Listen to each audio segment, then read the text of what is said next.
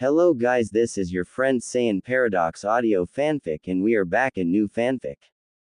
What if future Trunks was born a girl? Dragon Ball Z Alternate Timeline Part 3. Trunks was welcomed as warmly as she had been 4 months ago by the Capsule Corp inhabitants, minus Vegeta, plus baby Trunks. Panchi recognized her, but due to her still being covered in pollen and some of her clothes arguably having suffered tears from her earlier encounter with the cyborgs, instead of offering her a drink, she led the teenager straight upstairs. With 2 weeks of experience humoring Panchi's antics, Trunks managed to somewhat keep cool in conversation with the odd woman. Tora-chan, how lovely seeing you back. You haven't changed a bit, she chirped. Neither have you, Panchi-san. Trunks returned the compliment. My apologies for intruding without warning ahead. Oh, you're such a sweet girl. Bulma-chan said you would be back, so your room is ready. Tama-chan missed you. It seems you had a long trip. Why don't you have a nice warm bath and rest until it's dinner time, darling? A shower will do, thank you. I'm afraid this is not exactly a social visit. Trunks appreciated this strange family member of hers and how absolutely nothing bothered her. Panchi was the type of person to accept everything as part of her existence, and her insistence of addressing her as a girl had been seemingly accepted as a personality quirk. Dr. Brief and Bulma always used he for her, and they never registered Panchi's wording. Little did Trunks know, Bulma tried to correct her mother a couple of times, without success. Panchi just said, sure thing, and continued. No wonder she looked so young and relaxed. The woman was immune to stress and worries and just lived in her own bubble, unbothered by anything. The room ignored to her had not changed, with the exception of a different shampoo in the bathroom. Trunks dropped the sword on the bed and emptied her pockets, as she'd done when she first arrived, wondering about repairing the weapon at a later date. Then she unpacked some capsules and prepared a change of clothes, fabric-only binder, black long-sleeve tee, straight washed-out jeans. She took a quick shower. The shampoo had a little strawberry scent to it, too, which changed from her usual utility soap. Once clean, dry, a key flare did wonders in that department, and changed. Trunks walked from the living areas to the full-floor laboratory, holding her capsule case in hand. She noticed one key change in the organized mess, a crib.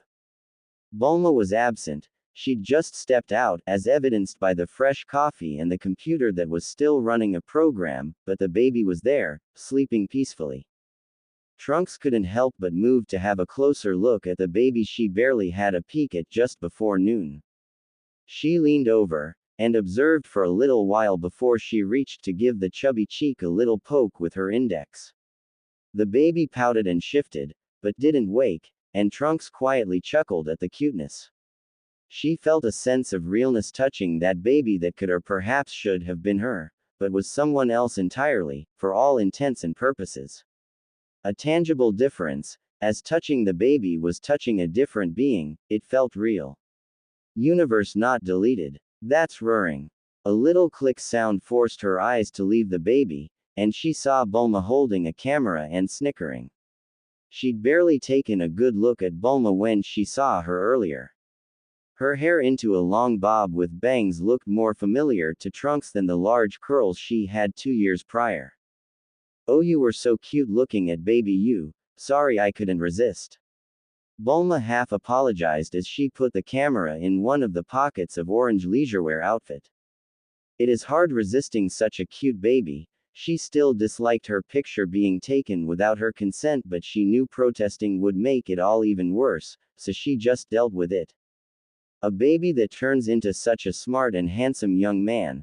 Bulma approached and poked her older child's cheek with her index and a mischievous smile. All thanks to Mother's guidance, Trunks didn't fight away the touch, but didn't really react to it either. She felt somewhat detached from the compliment. Trunks, call me mom already, okay? Or did I age that much that you can't?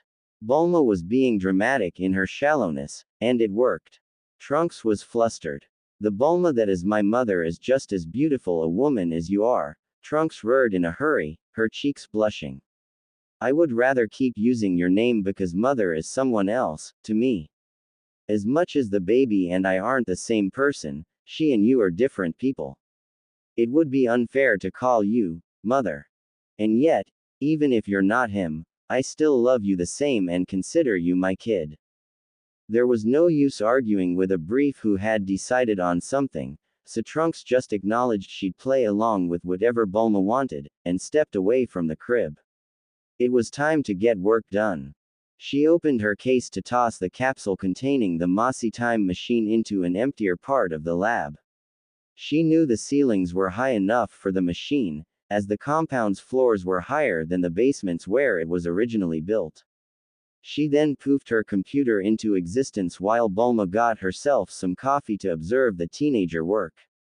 That's my computer. That's mother's computer, yes. Speaking of which, she said while plugging some cables between the computer and the time machine, and started to boot everything.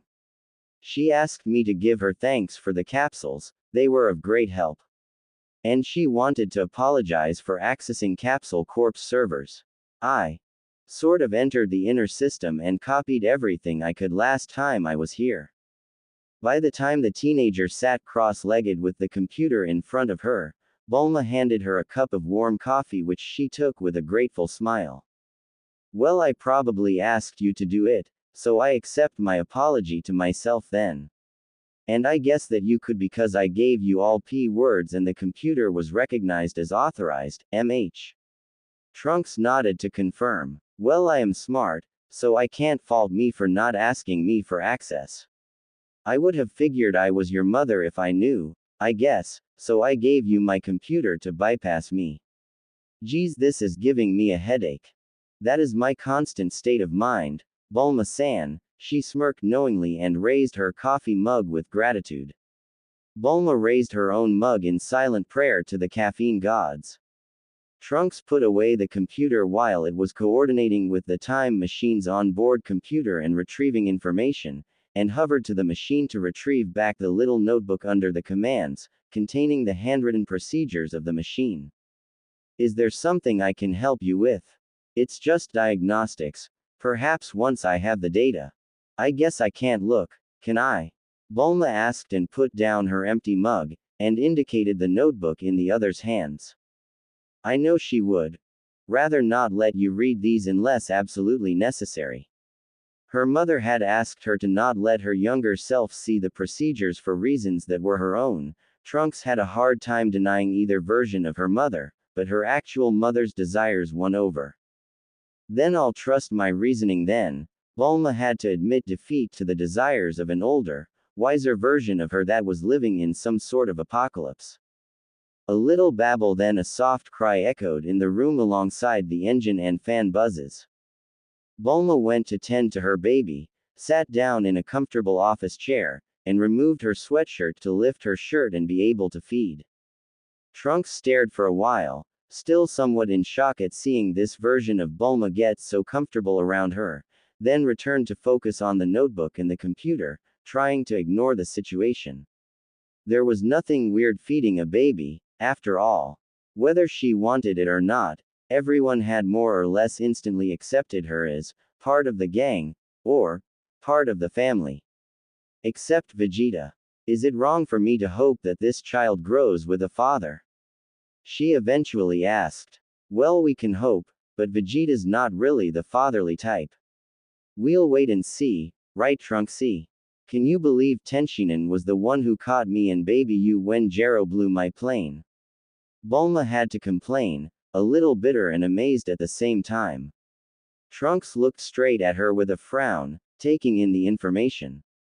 She was seething. His love and his child were in danger and he didn't save them. The bar was low, and I still find myself disappointed in him. Perhaps I should hope for his absence, then. A father does not need to be Vegeta-san. I feel sorry for you and for mother for loving such a man. He still needs to be tamed. Once the threat is over, he'll calm down with the hyperfixation a little. Joke's on him, I'm actually into his savage side. Hey, no biting, Trunks. Bulma scolded her baby gently and stopped feeding him. That's enough for now. The baby protested and moved his arms a little, trying to reach to get more milk. Saiyan appetite and Saiyan teeth.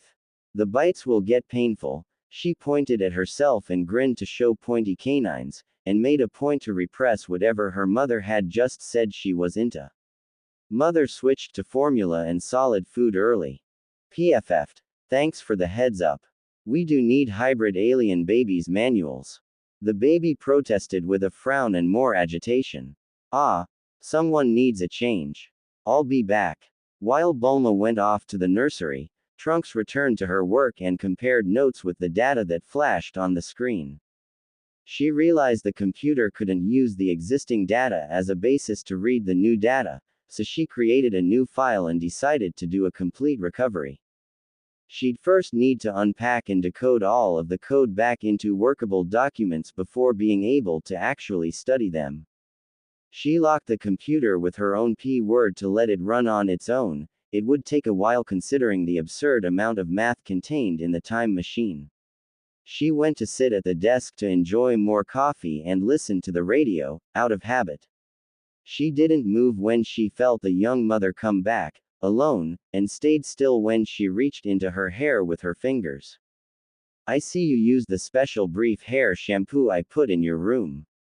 Strawberry's your favorite. She leaned back to look up, not fighting the touch. You still used it. Bulma was pleased to see the shampoo had given a little shine to the teenager's hair. It needed more treatment, but it was a good start, compared to the dry mess it had been prior. She checked it was properly washed and dried that way. My hair needed washing. You put shampoo out for me. Why would I have refused to use it? Trunks appreciated the contact on her scalp, but didn't really lean into it despite wanting to. Isn't it too girly? You mean, shampoo? The strawberries. Or fruits gender exclusive, now? Smart. Bulma ruffled the teenager's hair as a tiny punishment, then slid back a capsule into her hand. She returned the car as promised. Trunks smiled bright, taking the punishment as intended, and put away the capsule in her case.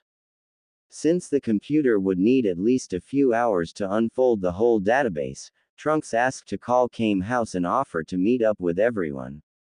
Because of Tenshinhan, Piccolo and Vegeta not being either at Kame House nor at Capsule Corp, Krillin and Yamcha considered it would be wiser for all of them to meet at Kami's Lookout, where they guessed Piccolo was.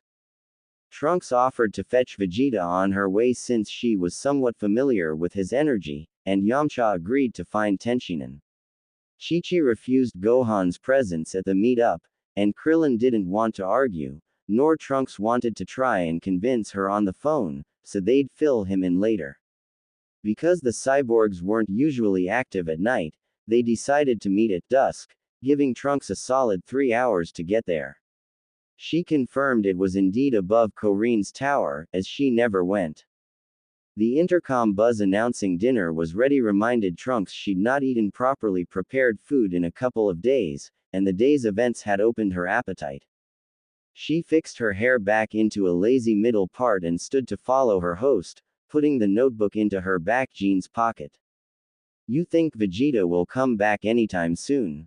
Unlikely. I saw Vegeta-san had achieved Super Saiyan, but 18 still treated him like he was a glorified nobody. She wounded him where it hurt the most. His ego. His ego. We somehow all survived, so we can count our blessings. She explained as they sat down at the dining table with Panchi and Dr. Brief, and saluted her grandfather properly, apologizing for the intrusion, before continuing the talk with Bulma. He was about as angry as he was when he faced me 4 months ago or 2 years ago. Vegeta's not the type to give up, he'll come back and show them who's boss. Let's hope he doesn't get himself killed in the process. Vegeta-san is not the type to listen to reason and cooperate, but he respects might.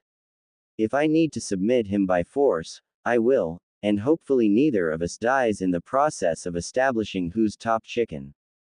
That's kind of dramatic there. Establishing a pecking order with Vegeta-san won't happen without forcing him into submission. This shouldn't be a revelation to you. Trunks punctuated by wiggling her fork at Bulma, and Bulma had to fold. The teenager was accurate in her understanding of her father, through her mother, arguably, but also through the fights she had with Vegeta during her first stay.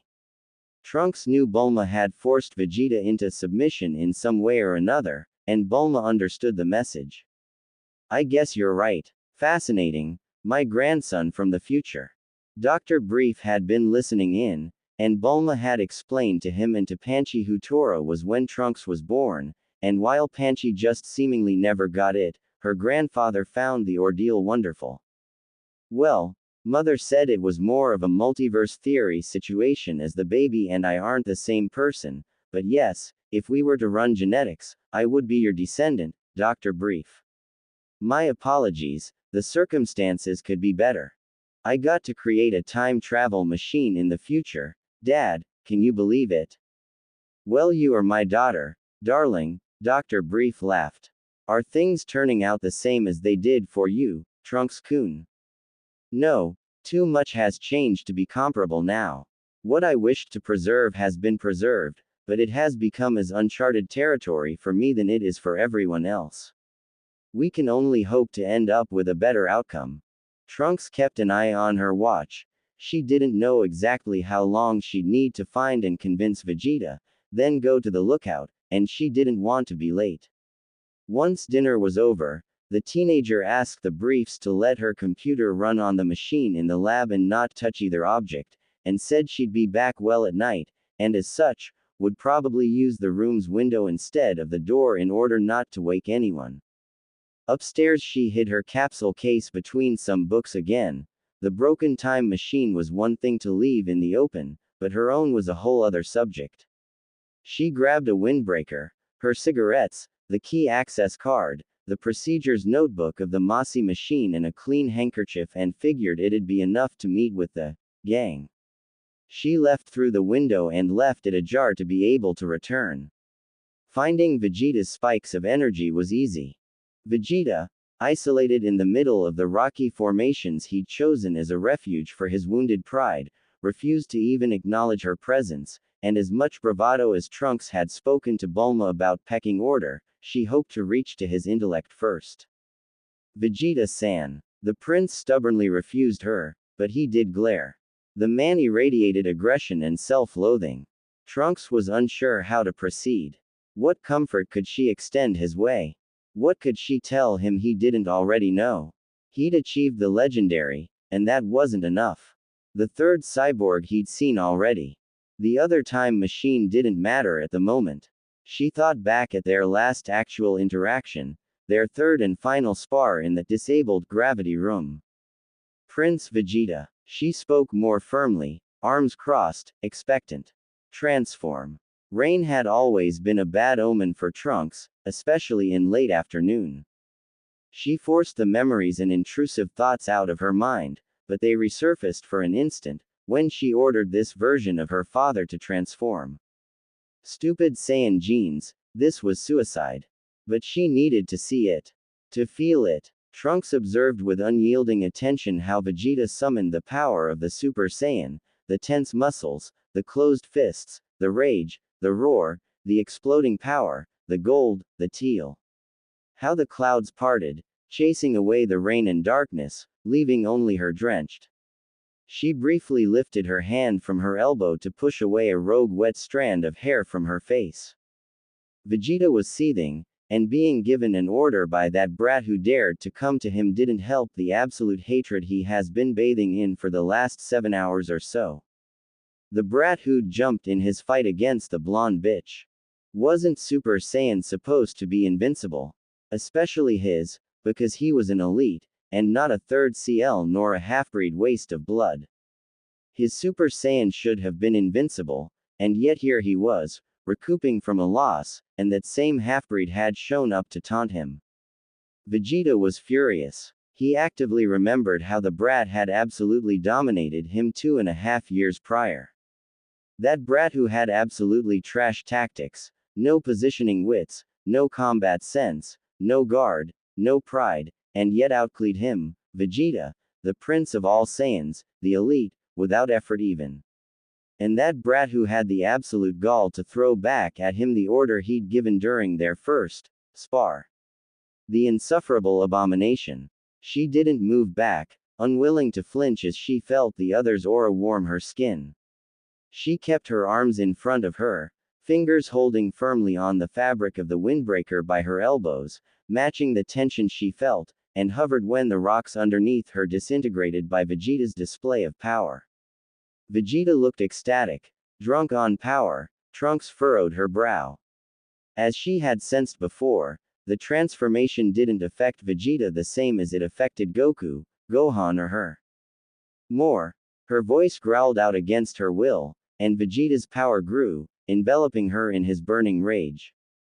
A blind act of trust or fearlessness had her close her eyes, so she could focus on what she felt and not what she saw. That up close, she focused on Vegeta's ki, its variations, its emotions. Saiyans were hot-blooded, and Vegeta was the embodiment of that. She wasn't the best at reading ki, but she was strangely attuned, even if she wasn't able to actually make great sense of what she could feel. More, she whispered, opening her now teal eyes, power had attracted power, her own golden aura drawing her. Gohan, her version of him at least, had always remained in control of his emotions, and taught her that without a lid on it all, he'd lose. She didn't understand at the time, she was too young, too eager to fight, too drowned in her own hate at the cyborgs and at the destruction and despair they caused. In a way, Gohan had been reluctant to get her to reach Super Saiyan, he didn't even show it to her outside of needing to use it to fight off the cyborgs. To Gohan, and to Trunks once she obtained it, Super Saiyan had a cost, it tore at their essence. With her attempts to control it, she understood Gohan's reluctance. It's the form of rage, desecration, hate and violence. Gohan wasn't afraid of losing a fight, he was afraid of losing himself, giving up his humanity to embrace his Saiyan side. Was it different for Vegeta because he was a full-blooded Saiyan? Goku was an oddball whose whole life revolved around the idea of having a good fight. Rage and hate wasn't in his nature, but Vegeta. Vegeta wielded those emotions and rode them instead of controlling them. Trunks had long tried to not think about it, but this time, seeing what Super Saiyan meant to her father, it was all too different. That's what had felt so wrong when she first felt his golden energy. You can do more, she repeated the full thought she first whispered barely an instant ago, and she uncrossed her arms, ready to fight. You cannot lose. Do you hear me? Vegeta wanted to beat that kid to the ground, eyes staring right into the others, but something kept him. The voice echoed and he spat to the side with a growl. No matter how strong the opponent, I'll usurp them and destroy them. You don't need Kakarot, brat. I need no one. Your opponent is yourself. Vegeta launched forward to punch, but Trunks caught it with both her hands. Unlike their previous spars, Trunks couldn't just not move, her body moved back, having no support under her feet and Vegeta's momentum forcing her back. Her eyes focused on his with their proximity. Something caught Vegeta's attention now that he was that much closer, and what he noticed hit him like a truck, and he snarled. You smell like the wench. Oh, that can't be good. She pushed him off by extending her arms forward in a swift movement and releasing the fist she held. Better put some distance. What if I do? You care, now. Stupid Saiyan genes. Or rather, stupid desire to protect this version of Mother. Trunks' aura flared at the memory of what she'd been told, that it had been Tenshinhan out of all people who saved Bulma and the baby from an attack earlier that day. What Bulma was even doing there didn't matter, Vegeta had a responsibility to her and the baby. She still resented the Saiyan for his callousness, but asking him why was useless. The man was far too selfish and obsessed with his goals. Her mother had told her Vegeta cared in his own way, but Trunks knew better now. She was ready to fight him, and had no regrets provoking him. And Vegeta took the provocation as intended. He was relentless in his ults, putting the younger one on the defensive. It took a few blows, but eventually Trunks realized Vegeta had little experience with the transformation. He could summon it at will, and he rode it, but he had little control on his energy. His combat sense wasn't as sharp as he was in base form. He lacked experience with the form. Yet he was about as fast and strong as she was, and while his hits intended to kill, he wasn't as invested as he was when he attacked her in the gravity room. It took a while, but once she caught on, she used it in her favor to land a few painful, but otherwise harmless, at least by Saiyan standards, blows, to tire the other and put an end to the fight. By the time she managed to do it, however, they both had a few cuts and tears on their skin and clothes. They never lost sight of each other's eyes. After he landed his fist in her stomach, they got out of each other's guards, and she dropped the transformation first, holding herself to soothe the pain a little. Vegeta suspected the teenager was his the moment the brat came back with Kakarot after their poor excuse of a fight, right after slaughtering Frieza and King Cold. The mention of being from the future, he'd known if he had half-breeds running around, the age difference didn't match his own anyway, only confirmed it. Added that the teenager came from the future with a time machine. Such a feat could only be by the hand of someone as talented as Bulma Brief, as she called herself. He knew for sure since he saw the brat in the kitchen of the Capsule Corp compound, just before their first fight. The half-breed was oddly in sync with him, and the only one who understood his tenacity, his aspirations, in a similar way was the blue-haired woman.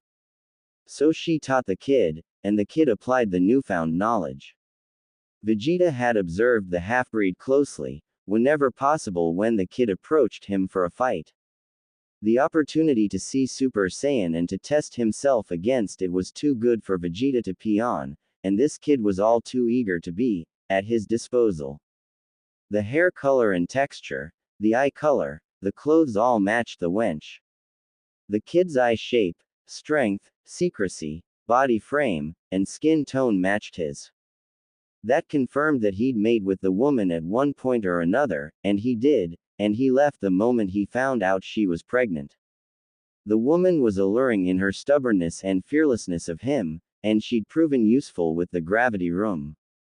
He'd grown to respect the wench in a way, but she was overwhelming and unbearable to be around, and there was this annoying weakling around her. The weakling left not too soon after the brat gave them the cyborg warning. Vegeta overheard their screams, something about inviting other strange men into their house, why did the freeloader even think the brat could steal the wench, and lack of trust and commitment. Every other possible thing was higher on his priority list than his host's dramas. The kid staying over probably hadn't arranged it all, but at least there was more peace, and work on the training equipment improved. "You're my heir," Vegeta stated, licking the blood of the back of his glove, courtesy of a back slap he inflicted on her head just previously. Trunks nodded as if it had been a question. Vegeta let out a slight hiss at the kid's confirmation. He didn't need it, he felt insulted that the kid thought it was anything but a true statement. Trunks moved back, using her handkerchief to wipe the blood off her left eyebrow. The cut was superficial, and the pain in her stomach was slowly going away.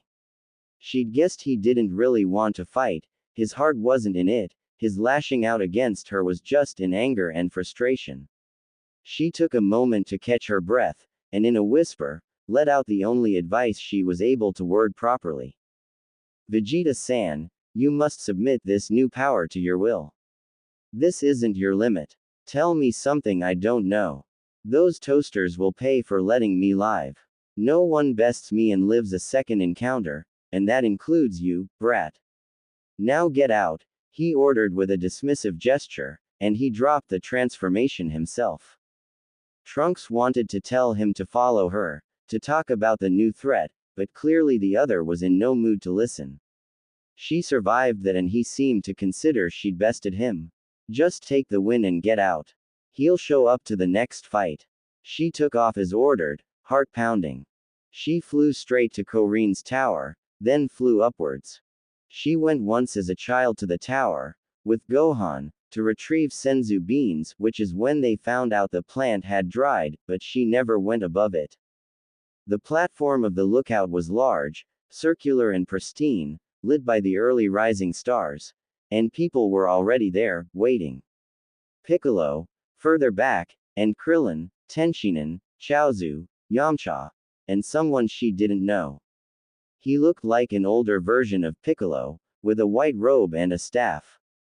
Kami, probably. He was on the edge of the platform, looking down, but he approached this newcomer when she landed by the humans. You look like shit, Trunks. What happened? Krillin exclaimed when she landed. I poked the bear, was her explanation. I just had a talk with Vegeta-san, it's fine. She smiled to show she was fine. Her cuts and bruises were superficial on the exposed skin, and her jeans and windbreaker were now just worn down. Nothing broken, nothing torn, and nothing to her organs. All would heal after a nap. She turned her attention to Kami, and bowed her head. You must be Kami-sama. I'm an intruder from another universe, according to the Eternal Dragon. I know who you are, Trunks. I hear you have information about your findings from this afternoon's events. Even Piccolo came closer. Eventually, Krillin had told him something came up when they were moving Goku to Kame House, but he didn't elaborate, and Gohan was forced back to his studies when he came home, and he didn't tell them about their findings, closely guarded by Chi-Chi. They all looked expectant. Trunks unzipped her windbreaker, took out the procedures notebook she had taken with her, and showed it. My first intrusion seems to not have been my time machine's first intrusion. What was found near Jinger Town was my time machine. She used the notebook as if it were a representation of the time machine. It arrived here roughly 4 years ago, 1 year prior to my initial intrusion, and it came from 3 years in the future, for my world's time.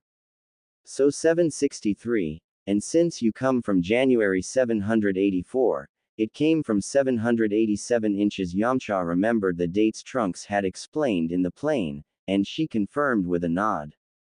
So how is it your time machine? Chaozu had to ask. It will become my time machine in 787. There are 2 of them in this world, at the moment.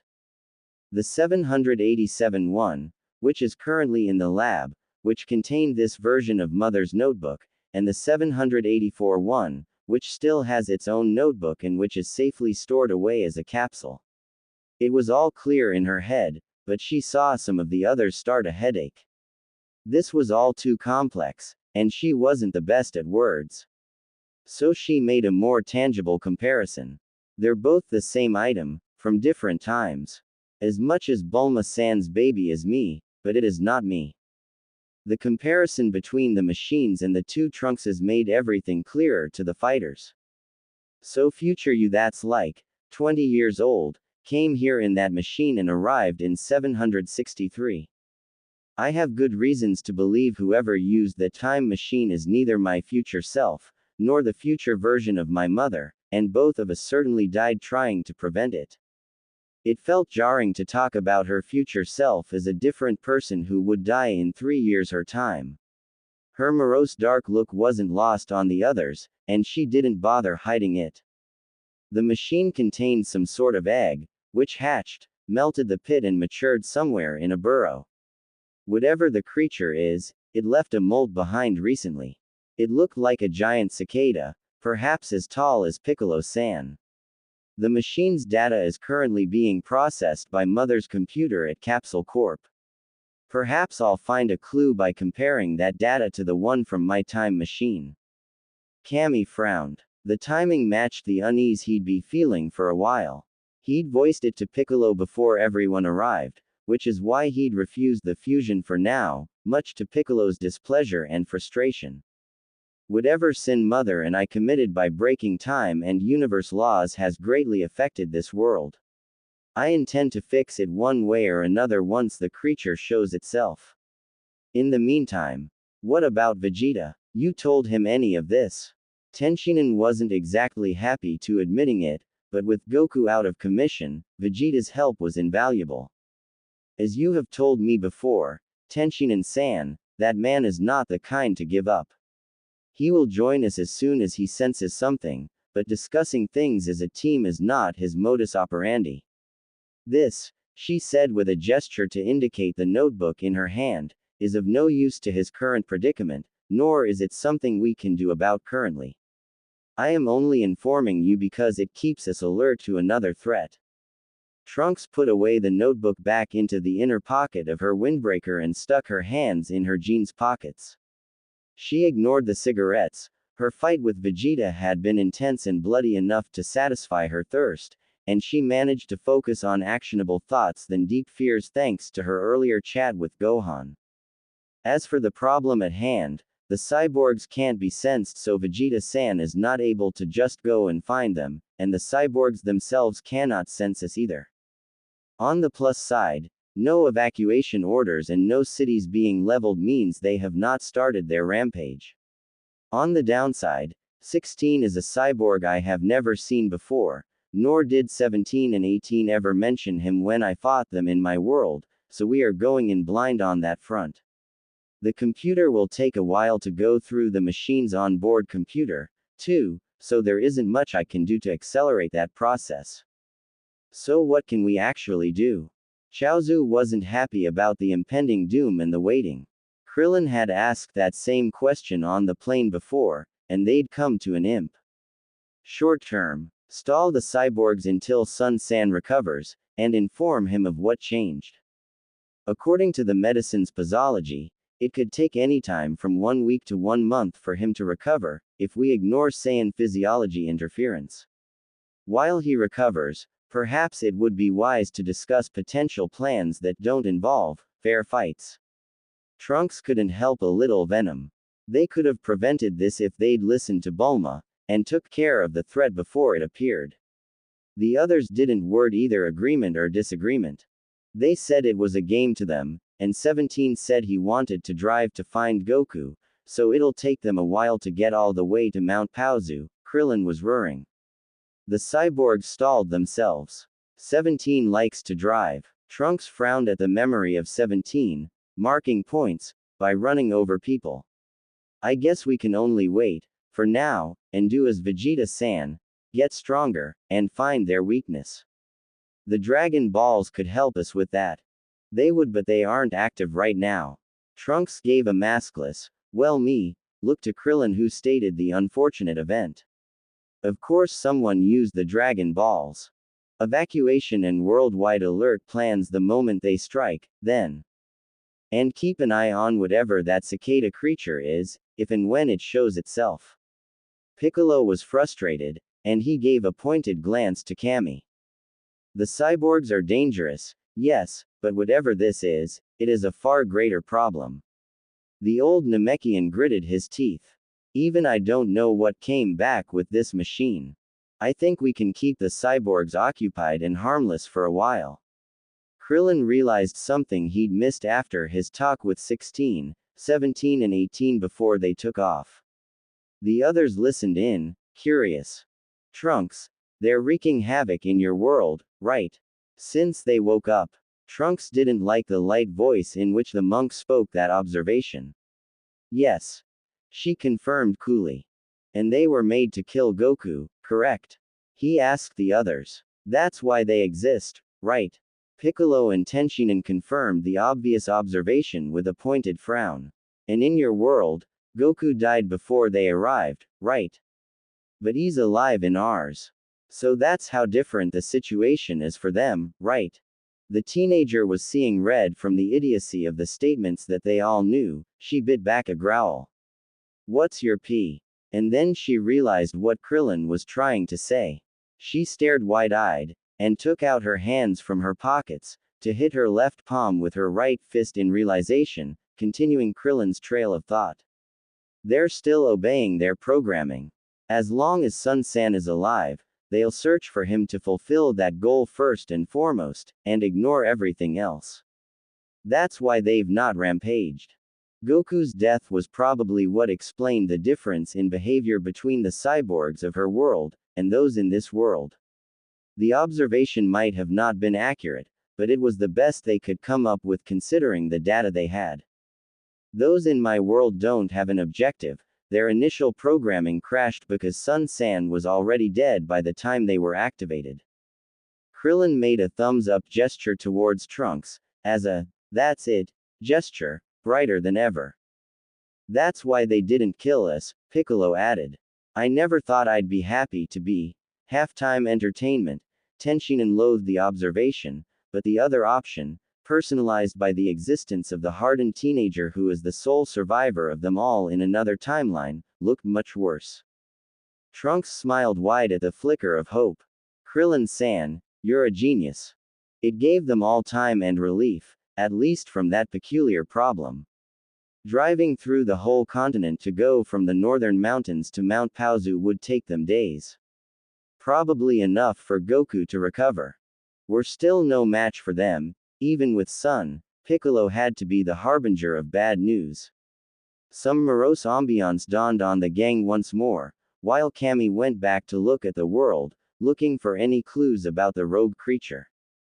Chaozu remembered something, however, and shared a short silent conversation with Tenshinhan.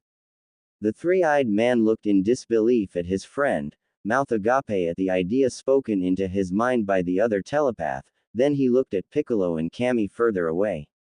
Neither of them had thought about it either. He turned to the others. "Guys, we're going to use the Mafuba." There was a moment of silence as the words registered for everyone.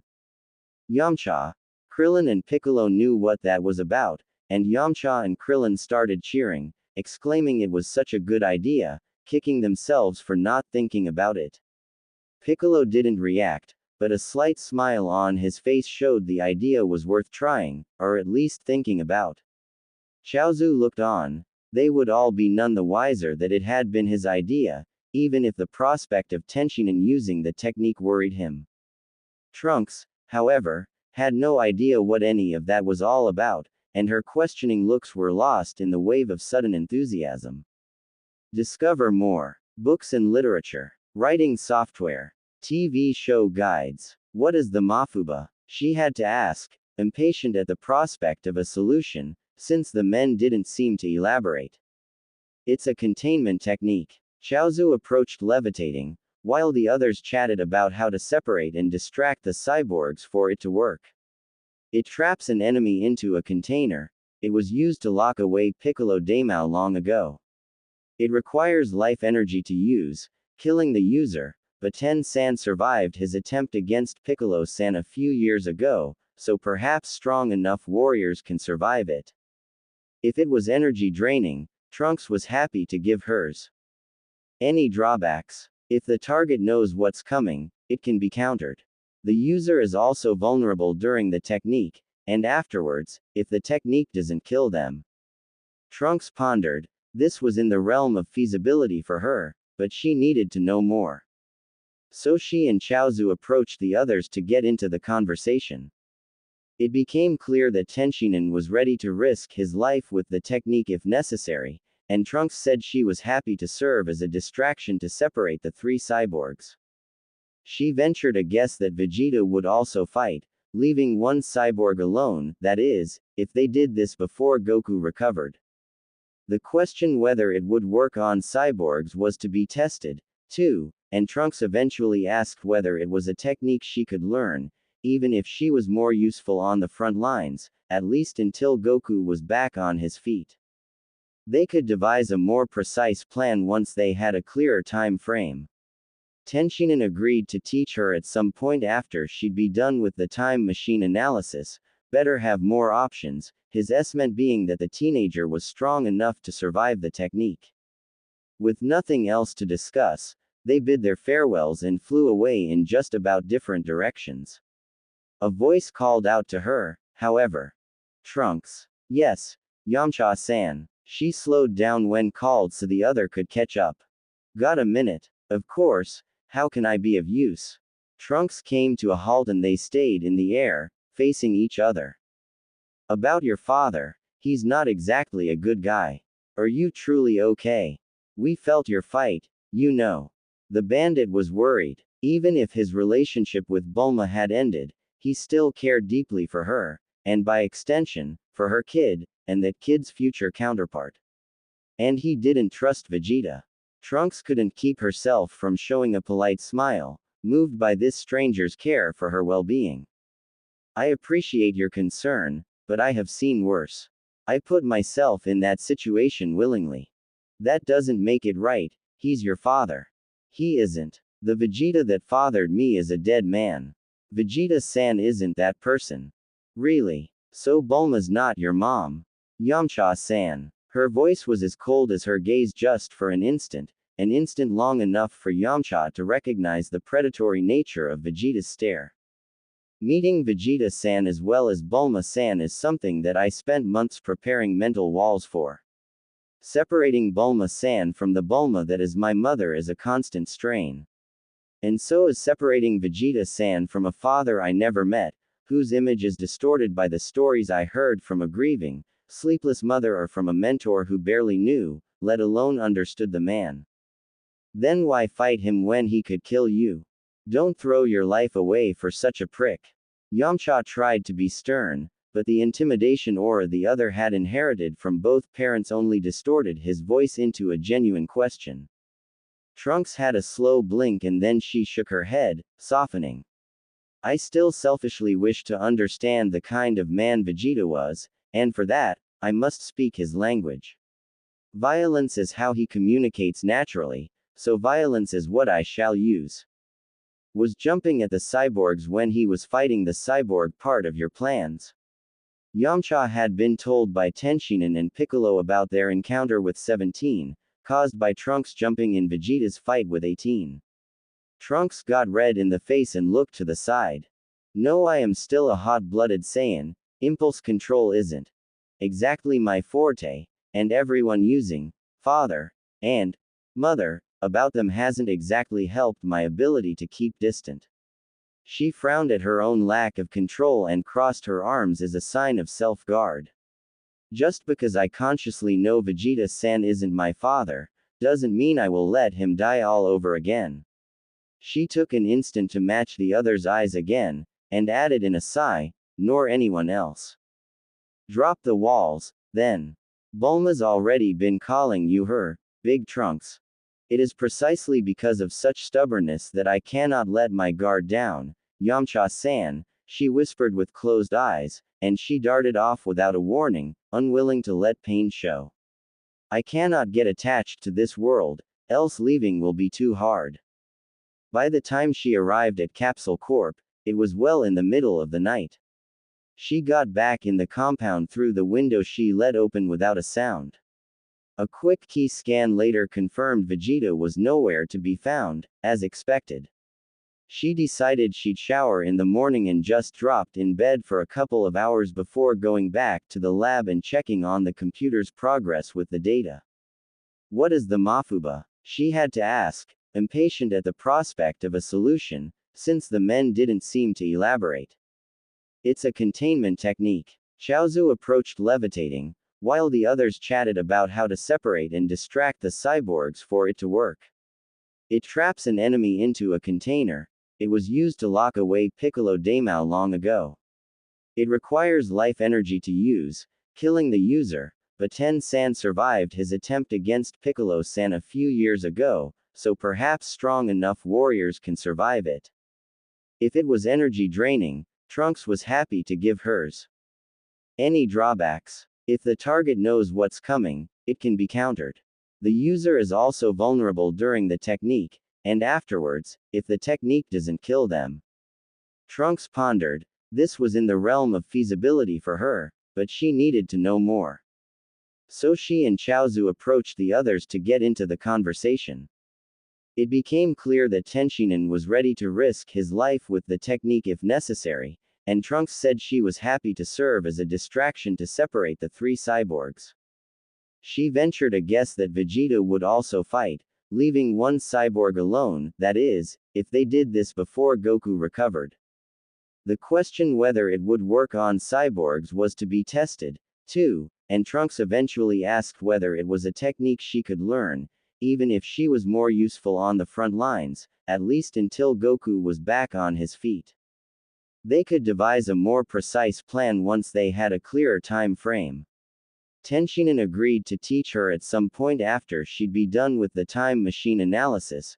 Better have more options, his estimate being that the teenager was strong enough to survive the technique. With nothing else to discuss, they bid their farewells and flew away in just about different directions. A voice called out to her, however. Trunks. Yes, Yamcha-san. She slowed down when called so the other could catch up.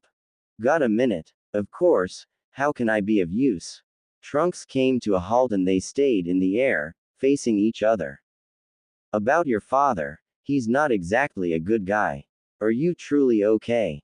We felt your fight, you know. The bandit was worried. Even if his relationship with Bulma had ended, he still cared deeply for her, and by extension, for her kid, and that kid's future counterpart. And he didn't trust Vegeta. Trunks couldn't keep herself from showing a polite smile, moved by this stranger's care for her well-being. I appreciate your concern, but I have seen worse. I put myself in that situation willingly. That doesn't make it right, he's your father. He isn't. The Vegeta that fathered me is a dead man. Vegeta-san isn't that person. Really? So Bulma's not your mom? Yamcha-san. Her voice was as cold as her gaze just for an instant long enough for Yamcha to recognize the predatory nature of Vegeta's stare. Meeting Vegeta-san as well as Bulma-san is something that I spent months preparing mental walls for. Separating Bulma-san from the Bulma that is my mother is a constant strain. And so is separating Vegeta-san from a father I never met, whose image is distorted by the stories I heard from a grieving, sleepless mother or from a mentor who barely knew, let alone understood the man. Then why fight him when he could kill you? Don't throw your life away for such a prick. Yamcha tried to be stern, but the intimidation aura the other had inherited from both parents only distorted his voice into a genuine question. Trunks had a slow blink and then she shook her head, softening.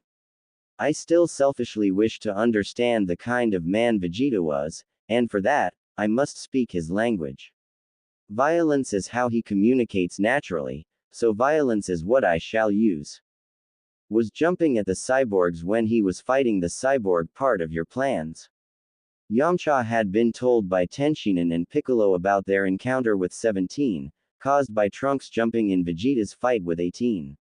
Trunks got red in the face and looked to the side. No, I am still a hot-blooded Saiyan. Impulse control isn't exactly my forte, and everyone using father and mother about them hasn't exactly helped my ability to keep distant. She frowned at her own lack of control and crossed her arms as a sign of self-guard.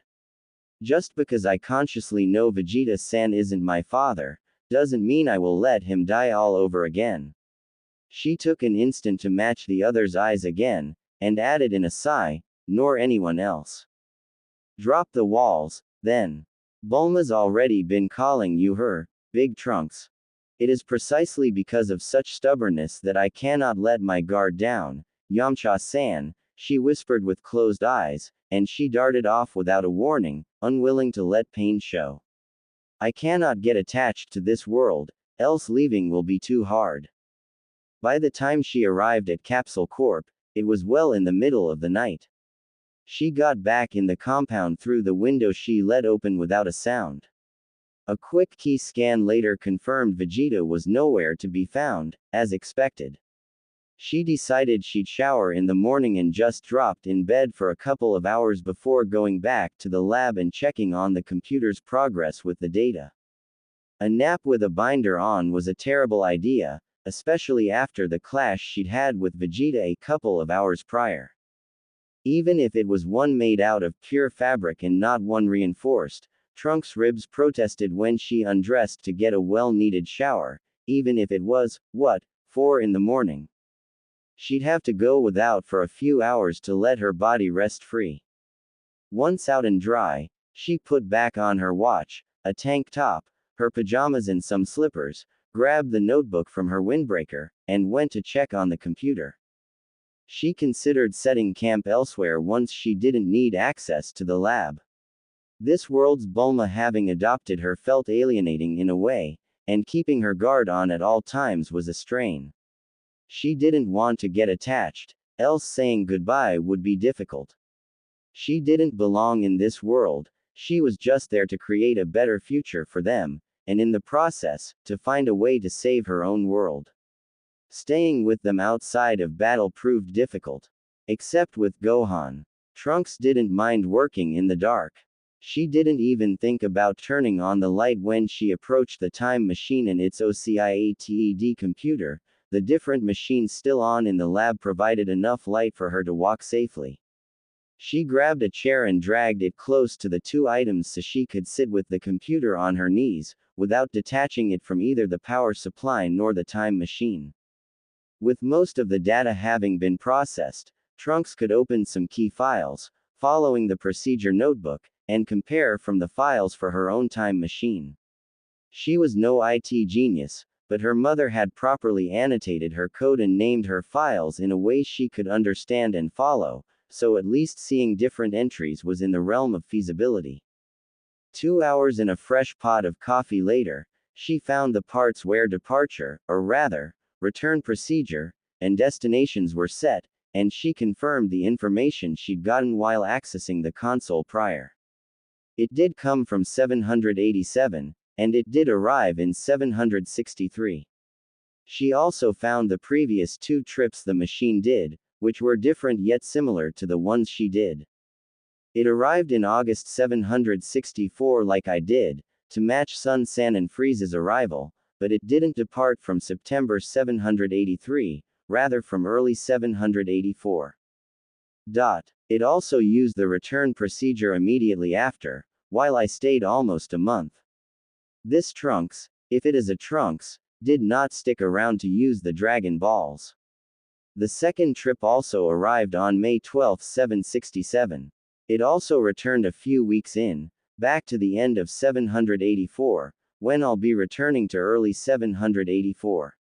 And it left again in May 787, to arrive in October 763. Trunks decided it was time for a little break. She stood, put the computer on the chair and stretched her arms forward, then rolled her shoulders back slowly. She went on to serve herself some coffee, pondering the information she'd got, slouching on the armchair, cup in hand, leaning back, staring at the ceiling. This machine's departure dates did not match her own, which meant another person used it. This machine's trips were to the right years, but not from the right ones. It meant the machine was piloted by someone else than her.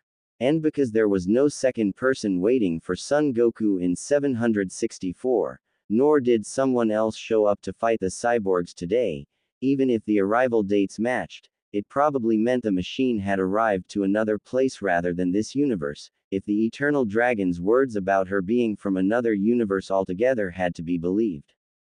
Then how did it land in this universe on this third trip, in 763? The time traveler pondered in a whisper. A flash caught her attention and she groaned at the sudden luminosity change. Bulma jumped off when she noticed someone was in her lab, and Trunks sat up properly, blessing how her, fairly small, chest was probably hidden under the looseness of her pajamas. She was careful not to spill her coffee, and drank it to hide the sudden surprise. Bulma herself was also in pajamas, but she'd put on a robe on top of it, and was carrying the quiet baby. You scared the shit out of me, Trunks. Why didn't you turn on the light? My apologies, I'm used to working in the dark, she smiled meekly, and moved off the armchair that was Bulma's, ready to return to work. You've not slept. The young mother approached the teen and checked on her, curious and worried. Trunks kept guarded with her mug. I dozed off for a little under 2 hours. That's far from enough. Bulma frowned and scolded, her baby clinging on to her robe. Bulma-san, she sighed, unwilling to be scolded again by this nosy version of her mother. My habits are still none of your concern. I guess you've already had this talk with my future self. Bulma wasn't happy about it. She readjusted the baby who kept staring at the teenager with that unmistakable Vegeta gaze. Yes. She finished her coffee, fed by Bulma, and went back to her chair to continue comparing the files. She wanted to tell this Bulma off since her sleeping patterns weren't exactly better. She wanted to explain how her own mother had even worse ones, that she slept enough, but not all in one go, how Saiyans didn't need that much sleep as evidenced by Vegeta, how she already knows all of this due to her time with Vegeta, but she kept it to herself. Enforce boundaries, do not justify yourself. Bulma was shocked for an instant. This teen she'd grown to love as her own displayed a much colder attitude than before. She took back her seat and observed the teenager at work, and offered the baby a, which distracted his gaze away from his older self. Bulma compared the two silently, wondering of the kinds of horrors her future self lived through while raising a half Saiyan alone, turning this teenager into such a hardened soul who probably had no childhood whatsoever. She promised herself she'd raise this version to be spoiled, safe, happy and healthy, if the current crisis was to be properly averted. Even if Vegeta wasn't going to get involved. She observed silently for a while, until her baby was done feeding. She went to put him in his crib, and finally worked up the courage to approach what she felt was a hostile teenager. She was used to approaching Vegeta, so a moody teen was no threat. Right? Trunks. MH. The teenager raised an eyebrow but didn't look away from the computer screen. Tell me about her, your mother.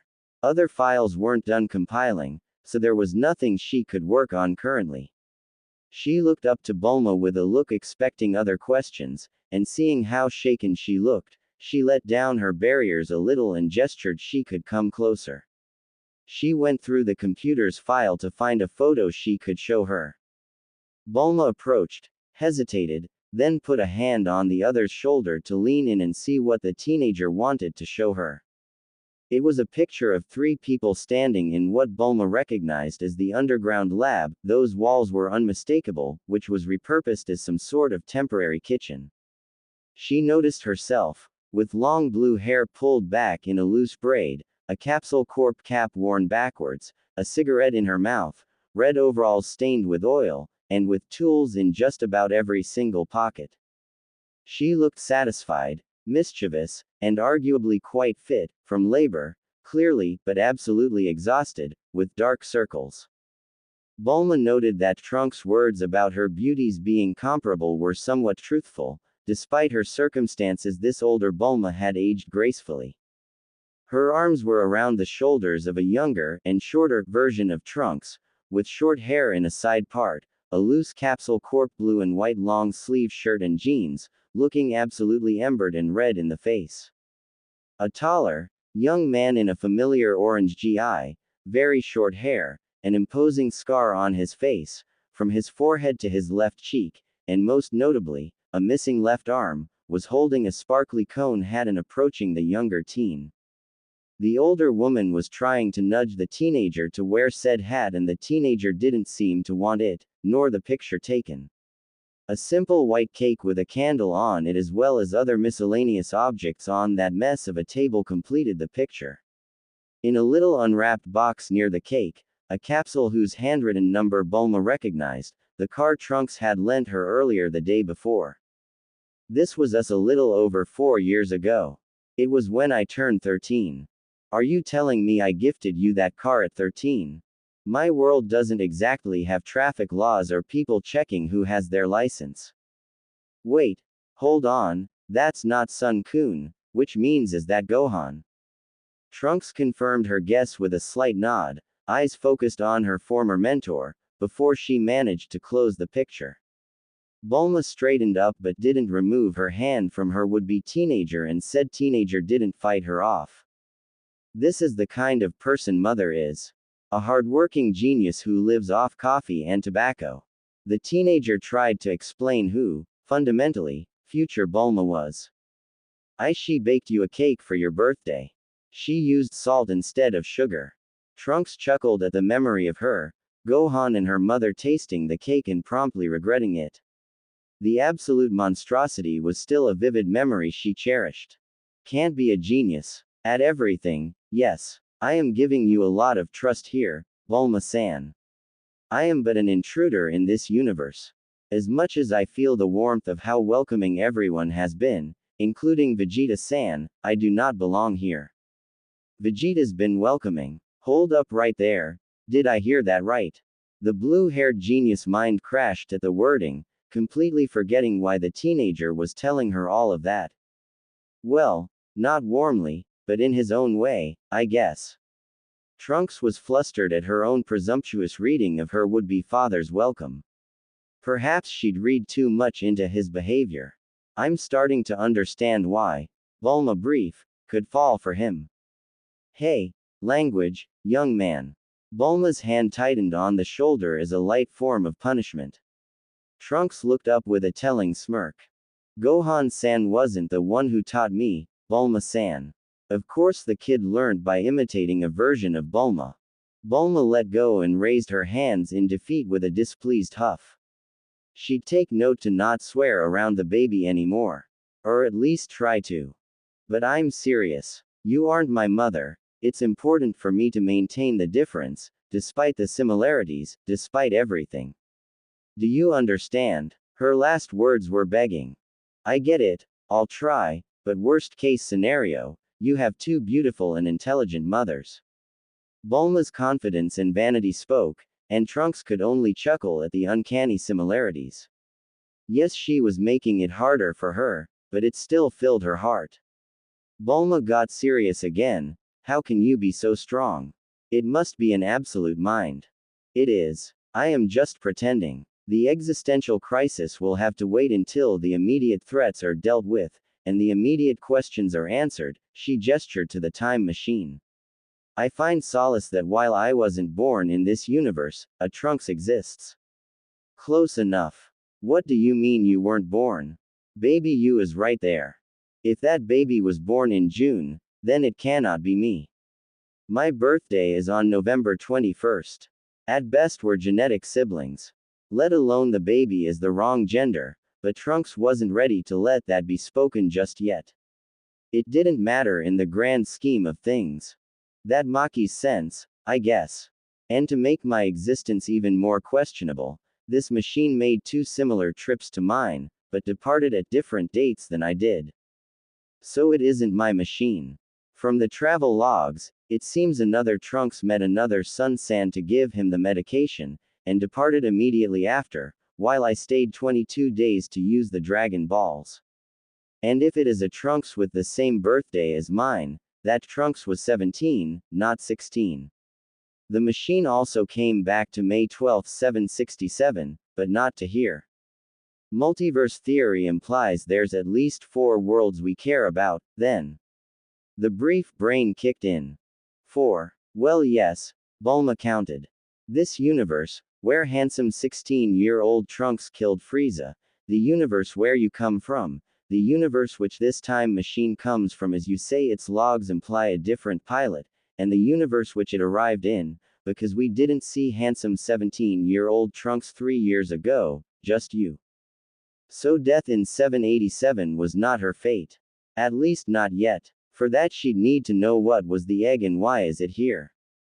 The question is why did it arrive in this universe for this trip and not for the other two? Bulma had no answers, she shrugged. We'd need to run experiments, or maybe it just took a wrong turn in the whatever time road. Trunks shrugged back, she had no idea either. She locked the computer to let it finish compile, put it down next to the time machine and looked up at the pit. If that Trunks and Bulma were killed, she needed to see for herself. Do you believe it could be repaired? The GL Dome. On it. For the first couple of days, Trunks cycled between working on the computer's data, all while listening to the radio, and helping Dr. Brief and Bulma make a new dome for the time machine. She occasionally played with the baby in the late afternoon, much to the delight of photo-starved Bulma. Explaining these pictures to Trunks C will be a blast, she'd exclaimed, and there was no use fighting her, so might as well submit gracefully. Trunks might have been happy working in her loose pajamas in the wee hours of the morning, but she made sure to properly bind the rest of the time, and that included for whatever moments where this version of her mother would surely be taking pictures. She figured getting copies would please her mother. Once cleaned of all its moss and properly vacuumed, there was little doubt that the time machine was an identical version of her own. Seat height, command placements, everything. Because of how uncanny she felt looking at it and knowing it was not the machine she traveled in, she made an impulse decision and with a red Sharpie, circled the word hope that had been written by her mother before her first trip. She needed to focus on that word and that word only to keep putting a foot in front of the other. Looking at code for hours on end was useless, counterproductive even, and she was still reluctant to let this world's Bulma or Dr. Brief have a look, respecting her mother's wishes. Even if it wasn't her mother's machine, stricto sensu. The radio provided a welcome distraction for the grunt work. After the logs, she wrote a small script to compare files and see whether they had changes to them, but it still took manual checks to see whether the differences were something she could understand and were relevant, and discard all changes that were just extra data generated from the return procedure and the 787 to 763 trip her machine didn't do. Yet, by the third day and still no news of the cyborgs, the cicada monster, nor Vegeta, although she sensed his energy spike every now and then, Trunks found herself frustrated with the lack of actual physical activity. She considered her options: going to Kame House, the lookout, or finding Tenshinhan was a bother. Finding Vegeta seemed like a terrible idea. She decided to ask to use the gravity room, and Bulma promptly allowed it, creating a new user in the database. That same morning she stood in the training facilities barefoot, with her loose gray pants, binder and black tank top, awaiting instructions. On the screen, she could see a focused, hard-working Bulma and a little piece of the baby's hat. Trunks, the one from the future. 16 years old. 167 centimeters, 58 kilograms, Bulma stated the teen's information, and Trunks was happy to hear she grew a little taller and heavier since she last checked. She also made a mental note that she was both taller and heavier than Vegeta, as she remembered her checking on his files when she first accessed the servers. She took a moment to correct. I was 16 when I last visited, but my birthday paid in the 4 months it took to charge the machine. I am now 17 and 2 months old, give or take a few days. According to her calendar, she'd left about 6 weeks after her birthday, but she had to add the extra 22 days she spent in the past to use the Dragon Balls. Trunks was thankful she didn't need to worry about accurate paperwork in her world, and an extra month was no big deal. If she stayed years in the past, then came back with the return procedure, her biological age wouldn't match her actual calendar age. That would be interesting. Bulma corrected the information and continued. 15.6% body fat. Should be a little higher if you're still growing. The baby cooed a little.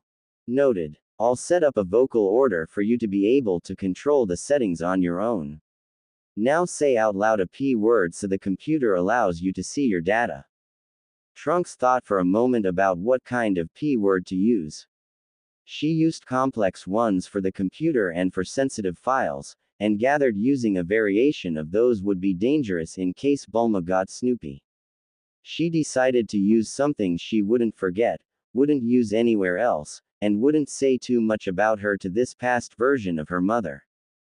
7,661,121. The P word chosen being a birth date wasn't lost on Bulma. The computer recorded the voice, and user Trunks, the future one, appeared on the screen as well as some data. The computer will adapt to your voice commands, but right now I'll do it for you. I'll turn on the gravity now and ramp it up little by little, okay? Extend your arms forward, and drop them when it's becoming strenuous. Trunks agreed, rolled back her shoulders, closed her fists and extended her arms in front of her. She looked at the screen expectant, and the weight of her own body hit her like a truck. She grit her teeth and adjusted, but by the time the number showed 50, she dropped her arms down in defeat, breathing slowly, heart pounding from the effort it took just to stay immobile. Collapsing wouldn't make for efficient exercise. She figured she still needed to be able to move to gain anything from it. Can you walk? Jump? Bulma asked. Trunks frowned, extended her arms forward again, then crouched, and stood again. Slowly she was able to move a little more freely. She walked, then skipped forward instead of jumping. This was hard but feasible. The hot air in her faster heartbeat was already making her sweat from the effort. Fighting in these conditions was absolute madness. She was glad she didn't try to fight Vegeta, even if he couldn't transform yet, under such strain. Yes, this is fine. My body is already adjusting. You'll need to ease into it at every threshold, so be more reasonable than your father. That idiot almost killed himself at 300G. Vegeta-san is goal-oriented. She repeated something she'd said to this past version of Bulma before, and her mind drifted to how her actual father probably did something similar before his death. Her mother had explained he trained to the extreme before Goku's return, and even afterwards, so he could catch up to him. Trunks' intrusion and warning about the cyborgs didn't change much of his behavior, it seemed. 300G seemed like madness, but she figured she would be able to take it further if she transformed. Yes, he is. What do you want to work on? Reflexes. Trunks said while stretching her legs slowly, warming up her muscles little by little. Even just the warm-up was stressing her body, in a good way. A good dozen robots activated and flew around the room, on standby. When you say, start, they'll start shooting at you slowly, then they'll adapt to your speed. Just state, harder, faster, more powerful, 5 opponents, and so on, to adjust parameters manually. The AI will take a little time to adjust to you, just speak naturally, it'll catch on, okay? Understood. She closed her fists and extended her arms forward again. Her body had gotten used to the new circumstances well enough. The hard pressure she felt at first was now manageable and just felt like a nice resistance to her movements.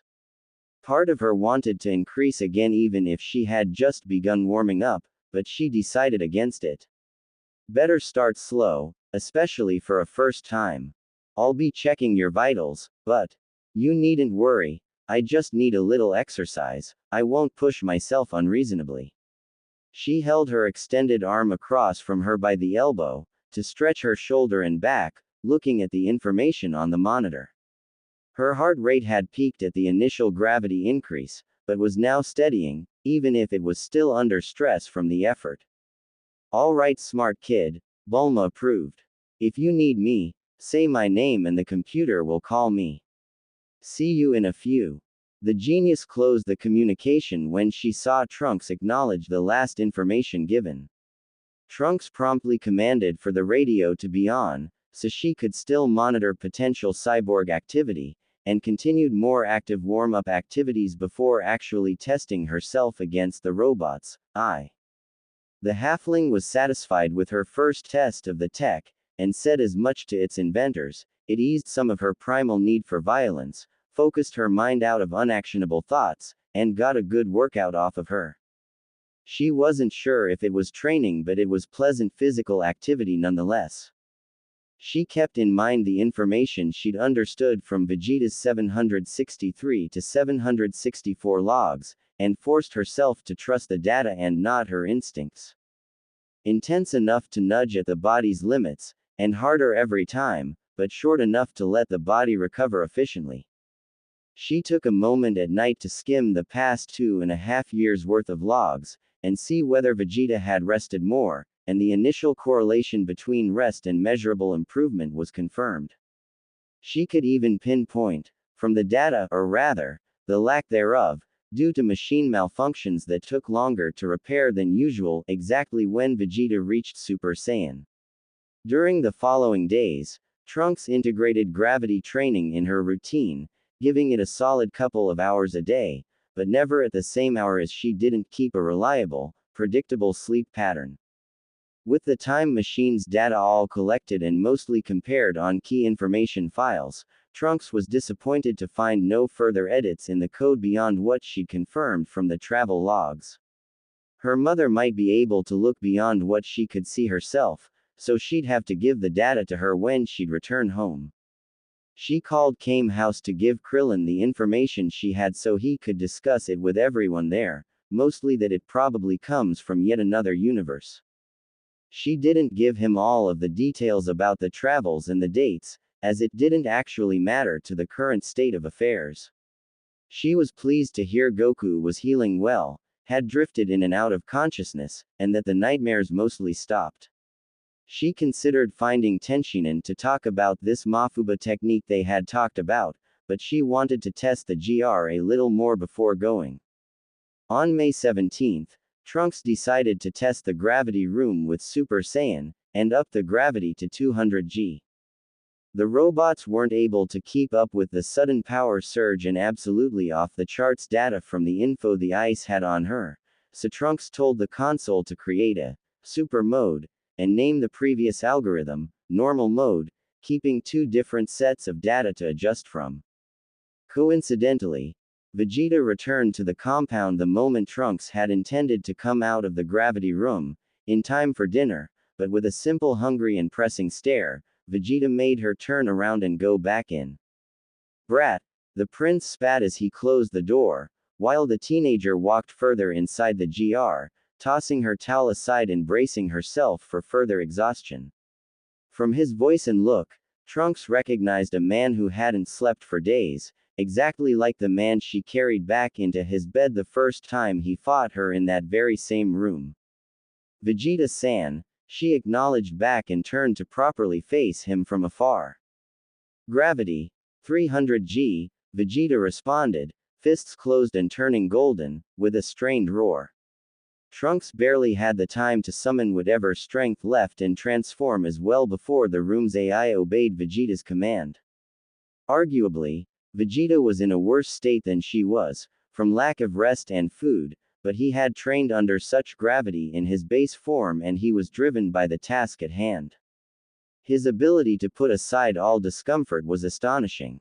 The task at hand in this case consisted of launching himself, teeth out, straight at the other, ready to beat the teenager senselessly.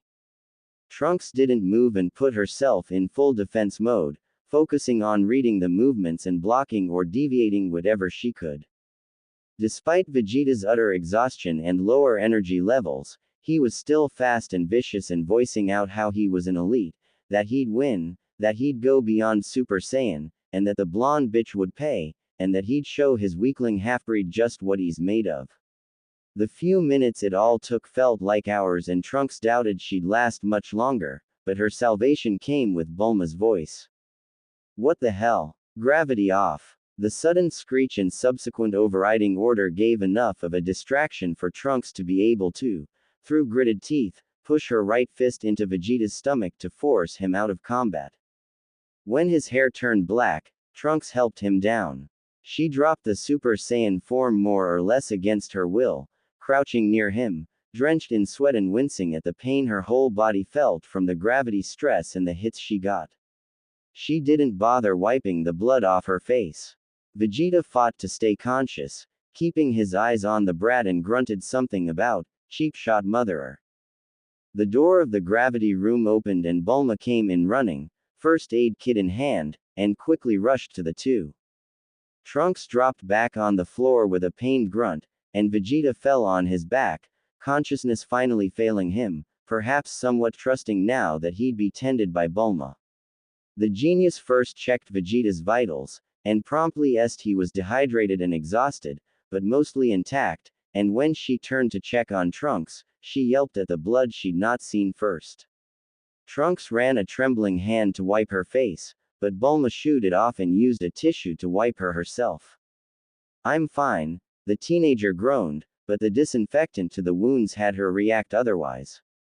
She closed and reopened her hands slowly, wincing at the pain. No you're not, what went through your goddamn mind? Bulma cleaned her face, relieved to see the cut was superficial, then went on to touch her shoulders, palpating them to check for anything broken, checking the collarbones then going to her arms. Didn't exactly have a choice. I'm fine, she repeated a little more firmly, but a jolt of pain and a gasp told otherwise. Don't you try me, young man. Bulma pressed on the right forearm, and Trunks held back a feral growl. The genius moved her hands back to the teenager's front, but Trunks promptly reached with her left hand to grab the wandering hand and push her off slowly, maintaining her away from her chest area. I need to check your ribs, Trunks, don't be difficult. Bulma squirmed. The grip may have been weak by human standards, but it was strong enough to bruise. My ribs are fine, she narrowed her eyes, without letting go, then breathed in and out slowly, and moved slowly her right forearm to confirm the origin of the pain. Left ulna, right ulna and radius, stress fractures. Right hand, micro fractures. She slowly moved each finger and hissed.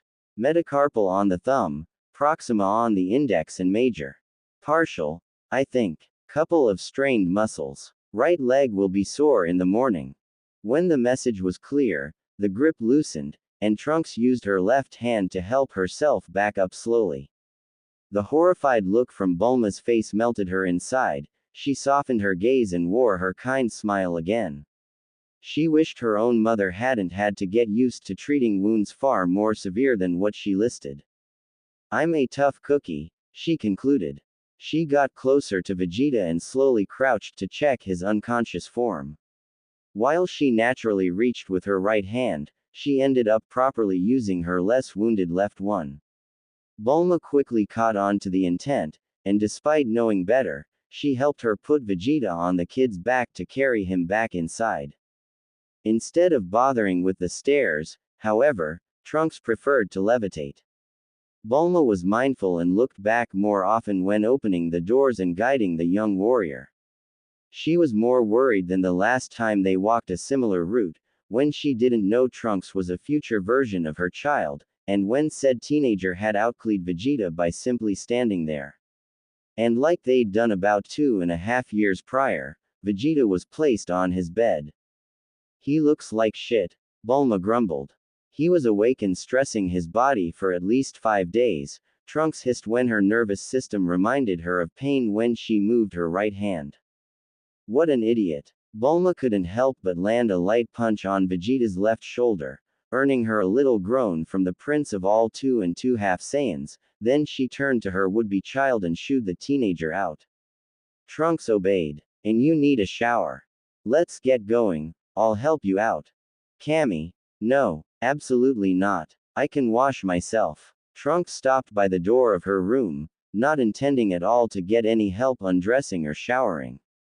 She felt Bulma try to insist and she cut her off, her mind panicking, her eyes darting in emberment at the idea of this version of her mother helping her undress, when she had a hard time accepting the little privacy she had with her own mother.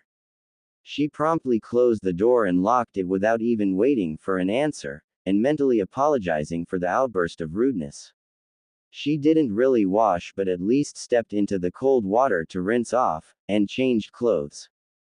Putting on the fabric binder was not an easy task, but she'd done it in worse conditions. A buttoned shirt and some clean jeans later, she was ready to wolf down some well-deserved food. She used a scarf to hold her right arm sort of immobile and gladly accepted her late plate, while Bulma hesitated in helping her eat. While not that confident with her left hand, she could still make it work. Why did he come at you like that, Trunks? Eventually, Bulma broke the silence, and while Trunks had refused help with food, she was happy to refill her GL of water as opening the bottle did require both hands. Power calls for power. He must have felt my ki spike when I went super. In truth, she didn't really know, she half shrugged, and couldn't really read his intentions, even as she recalled what the Saiyan had told her. Bulma had her own idea, now that she knew Trunks had transformed, and that was why Vegeta showed up, but she didn't voice it. How's your pain? A solid 2 out of 10. Goes up to 4 if I put pressure on it. I should be as good as new in a day or two. He was at the end of his rope. She was amazed rather than terrified at the prospect of going through something similar, but with Vegeta at full strength.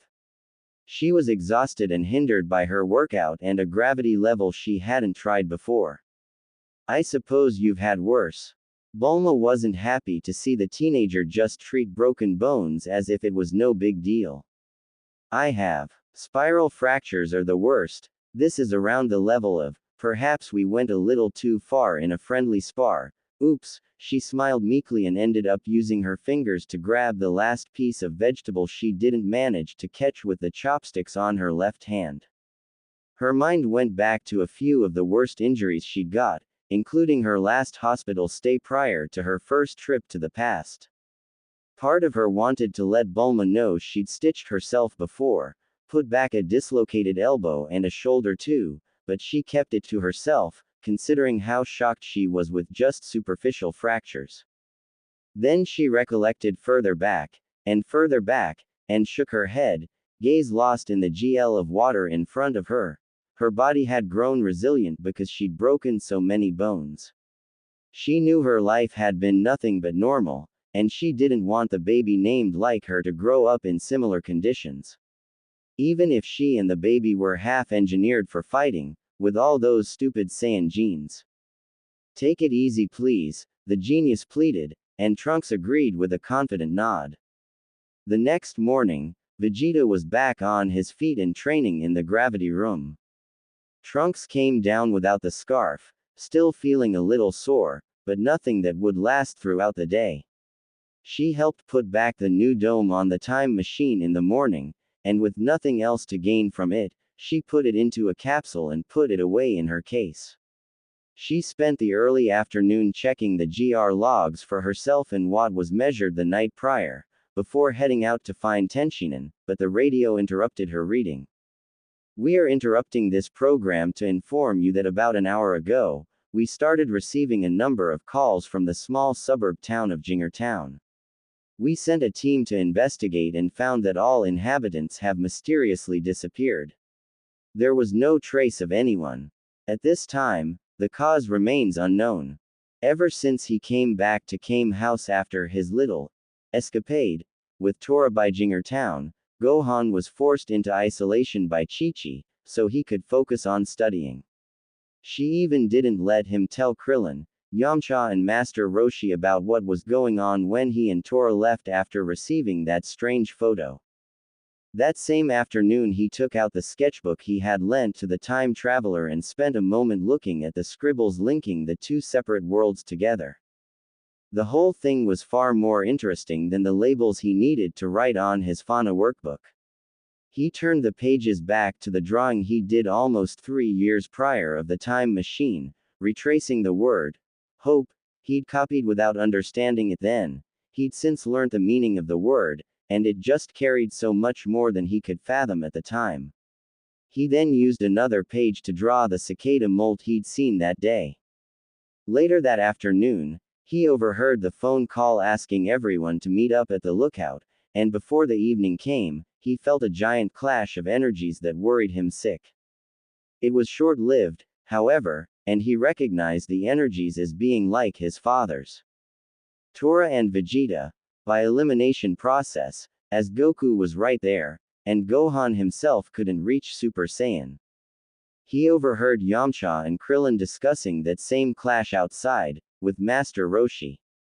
The turtle hermit assured his two students that it would be okay as he felt no malicious intent from either fighter. Coming from Vegeta, this surprised Gohan, but he trusted the older and more experienced adults more than his own worries. An hour later, he sensed Krillin and Yamcha leaving the island, and he waited impatiently for their return. When they returned, far later during the night, after his mother had fallen asleep next to his father, he opened the window of their temporary room and sneaked outside to listen to the conversation. When Yamcha began explaining the fact there's another time machine, and that this was that time machine's third trip, out of which came out something but nobody knew what it was, and Trunks was only informing them to keep an eye out for threats, Roshi walked to the side of the house to fetch the spying Gohan, and just brought him along in the conversation. He looked mortified for being caught red-handed eavesdropping, but Krillin and Yamcha just welcomed him. Krillin had promised he'd fill the kid in, after all, and they assured him they wouldn't tell Chi-Chi. Gohan confirmed whatever Tora said on the lookout, including the dates he'd read out loud on the console earlier, and apologized for not being allowed to tell them when he returned because, well, homework.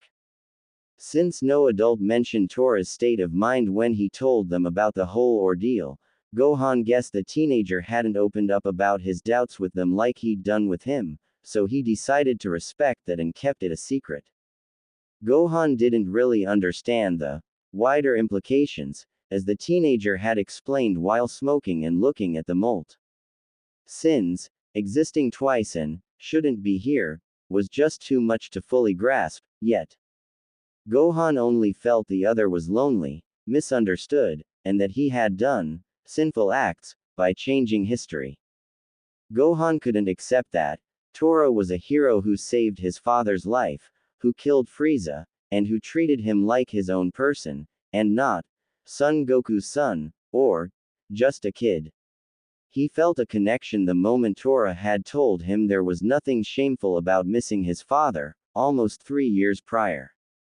Even if he had only spent a couple of weeks in the teenager's company then, Gohan found himself trying to sit closer, get his praise, see his eyes, be there for him. His heart pounded hard in his chest when he saw him again that same morning. He wanted to follow him to find Vegeta and Dr. Gero, letting Bulma and Yajirobe fly back home on their own with the car, but Tora had specifically told him to go with them, so he obeyed, trusting they would succeed. Sadly they hadn't, but the Senzu beans saved their hide.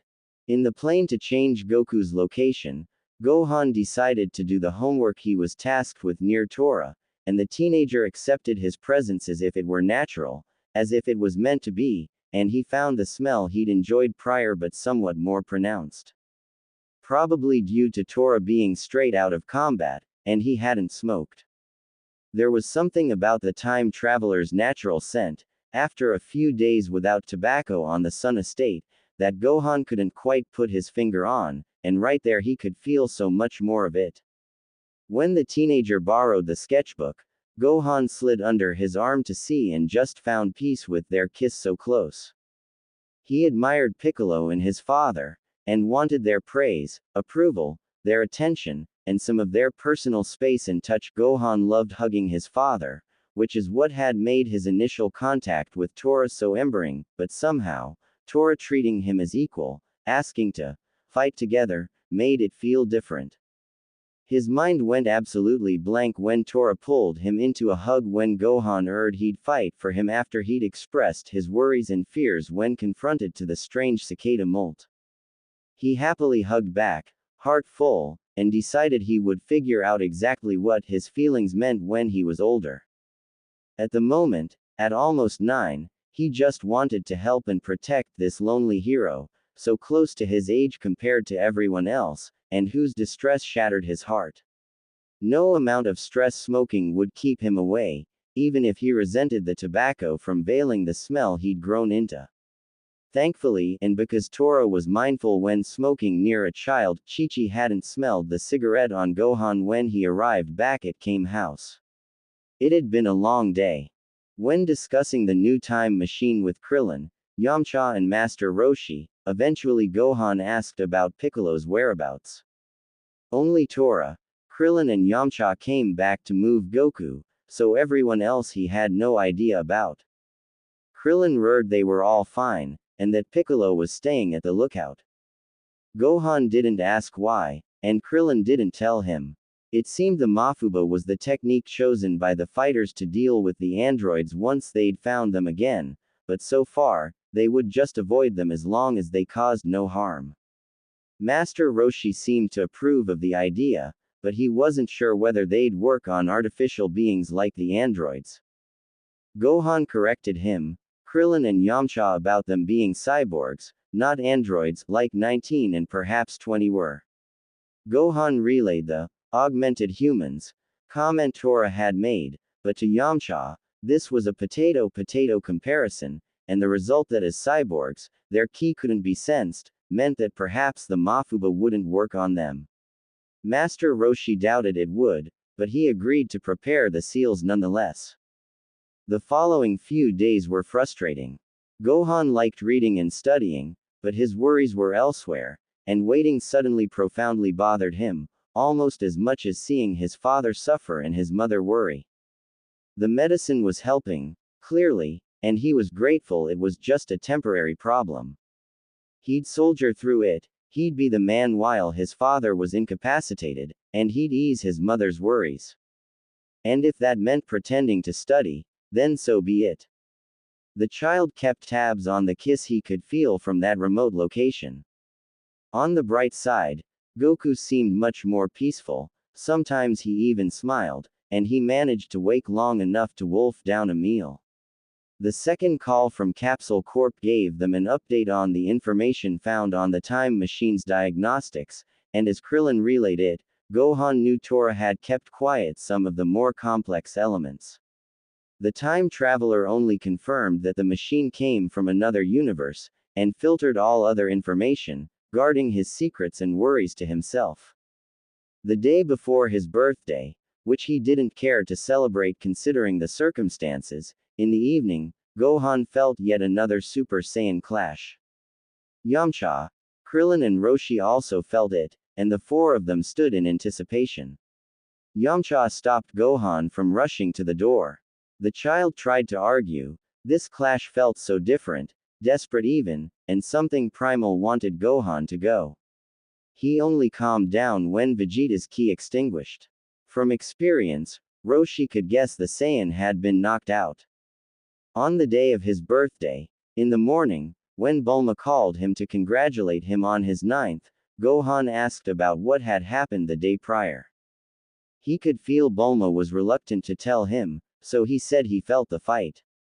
Bulma eventually told him Vegeta had finally come back to Capsule Corp and straight up forced Trunks into a fight in the gravity room, which was cut short when Bulma herself shut down the system. She told Gohan Trunks was a tough cookie, and would be fine if he took it easy for a few days. She trusted her teenager's knowledge of his own healing process. Bulma called later that same day to ask the gang to turn on the TV and watch the news. What they saw horrified them. Town of Jinger Town. We sent a team to investigate and found that all inhabitants have mysteriously disappeared. There was no trace of anyone. At this time, the cause remains unknown. As you can see, clothes litter the streets. Wait, what's this? Screams and static. Piccolo had gone to the lookout right after the defeat with 17 and 18. Kami knew exactly why he was there, but he refused the fusion right there and then, stating he needed to survey the situation more and that something didn't feel quite right. Piccolo decided to stay and meditate rather than leave, letting the old man drag things out if he wanted. Eventually he'd agree to the inevitable. And yet, despite the warnings and Trunks' world being what it was, the cyborgs spared their lives. 19 and 20 had been dealt with after their destruction of the first city, but the other three. They seemingly only wanted to kill Son Goku, and who didn't? Closing parenthesis. Piccolo had to begrudgingly agree with Kami, something didn't add up. Later in the afternoon, Yamcha, Krillin, Tenshinhan and Chaozu joined them. Krillin explained Trunks would be on his way and wanted to talk about his findings, briefly explaining that a vehicle of his was found by Jinger Town. So eventually they got to talking while waiting for the time traveler, and finally bounced ideas about the fight with the cyborgs. Trunks' fixation on the two younger-looking enemies was not lost on anyone, and Piccolo didn't doubt his world had been indeed slaughtered by 17 and 18. His jumping in battle when Vegeta got wrecked by 18 was beyond reckless, and still he was compelled to help, as much as he loathed Vegeta. Tenshinhan and himself had followed suit when the distraction the teen had created against 17 proved useless. The fight ended poorly. 17 absolutely dominated Tenshinhan and Piccolo, and he then went to help 18 and put the half Saiyan out of combat. The blonde then went on to punish Vegeta's bravado, and broke his other arm in the process. Piccolo kept to himself that he heard her say to Vegeta he was weak, she was looking for a better challenge with Goku, and that was greatly disappointed when Vegeta said he was stronger than Kakarot, which Piccolo didn't doubt, and that was a problem. Piccolo also heard Krillin's conversation with the three of them before he went off and helped them all with a Senzu bean. Piccolo told the other fighters on the lookout about the conversation he had with Trunks, Goku and Gohan about the cyborg strength when he stayed over the Sun household 3 years prior, after Trunks and Goku had fought in their Super Saiyan state. The teenager seemed fairly lucid in his estimate of his enemies, but this was way above what he'd told them then. Trunks saying these two were stronger than the versions he knew in his world caused abject terror in the fighters. The 3 years warning had been just about short of useless. His 17 and 18 were not as strong as this world's 17 and 18, and 16 remained an unknown variable. This is why Piccolo wanted to fuse back with Kami. There's only so much strength he could get in his incomplete state. Yamcha, who hadn't met the 3 new cyborgs, wasn't exactly trusting of the whole situation. He was well over his head, and knowing that this teenager was actually an older version of the baby his ex-girlfriend had with Vegeta of all people didn't help. Goku's health putting him out of commission that very same day added to the unease. Piccolo also mentioned that Trunks and Vegeta were stronger than Goku in the current state of affairs. As he had trained with him for the past couple of years, he had a good idea of Goku's strengths before he fell ill. Unless he was ill all that time and the symptoms didn't show. Kami eased some of the fighters' worries about perhaps having been fooled by Vegeta's kid, stating things seemed simply different between the two worlds. The dragon had said it was another universe altogether, after all. Their discussion was cut short when key spikes alarmed their senses. Krillin realized he'd forgotten that Trunks had said he'd talked to Vegeta about hearing the information he had to give them all and coming up with a plan as a group. Instead of being reasonable, Vegeta seemingly transformed and fought Trunks. Kami stopped them from going. He felt no ill intent on either party. Piccolo muttered, "Stupid Saiyan genes." Clearly Vegeta was still a sore loser. When Trunks finally arrived, bruised and scratched, his only explanation was that he poked the bear, and left it at that. No matter how much Yamcha distrusted Vegeta and how much he knew the kind of monster the Saiyan Prince had been, his treatment of his son was especially unforgivable, and the teenager treated it like it had been a perfectly normal talk. His heart broke for Bulma's son, whom he knew had grown without any sort of father in his world. The explanation about the afternoon's findings was given sparsely, measured and restrained. It was clear to all that Trunks tried his best to not go into details about the time machines, perhaps because he didn't fully understand it all, perhaps because he was scared, perhaps because he doubted the fighters would get it, or perhaps because it really didn't matter to them. Time travel, and universe travel, wasn't relevant to them as he was the intruder, and these problems shouldn't plague them in their own world. Twice of the exact same object was hard to grasp, especially with the different years, and that it hadn't been used by a future version of Trunks from the future, was just more confusing than helpful in the grand scheme of things. They could see how Trunks was morose about the prospect of dying in the future at the hands of whomever sent the time machine back, and Krillin and Yamcha even noted how reluctant the teenager had been about sharing the information to begin with, mostly refocused on the potential new threat to keep an eye out for. Krillin later guessed the teenager came forward with the information only because he and Yamcha had heard the conversation with Bulma, and would have probably kept the issue to himself if he could. Whatever that was, giving the details to Vegeta and working as a team was something Trunks dropped, but at least the decision had been somewhat justified considering who Vegeta was. Tenshinhan and Piccolo both knew the Saiyan Prince would come and fight if something happened, so talking about it was unnecessary, and Piccolo noted how well Trunks had read his father. A little like how he had read his own relation with Gohan, before his departure almost 3 years prior. The teenager knew them both in a way that felt especially uncanny to Piccolo. Considering Trunks' reserved, need-to-know approach of everything up until then, Piccolo suspected he had not told anyone else that Gohan had been his teacher, and especially not Gohan himself, and that he had probably told Vegeta things he wouldn't say to anyone else. The fighters also took note of Trunks' arguably justifiable hint of venom considering how they treated the cyborg threat, having had the luxury of foresight, and while Krillin knew he was right in telling Bulma a common threat would keep us somewhat safe from Vegeta, he couldn't help but regret not using the Dragon Balls, and be smart about it.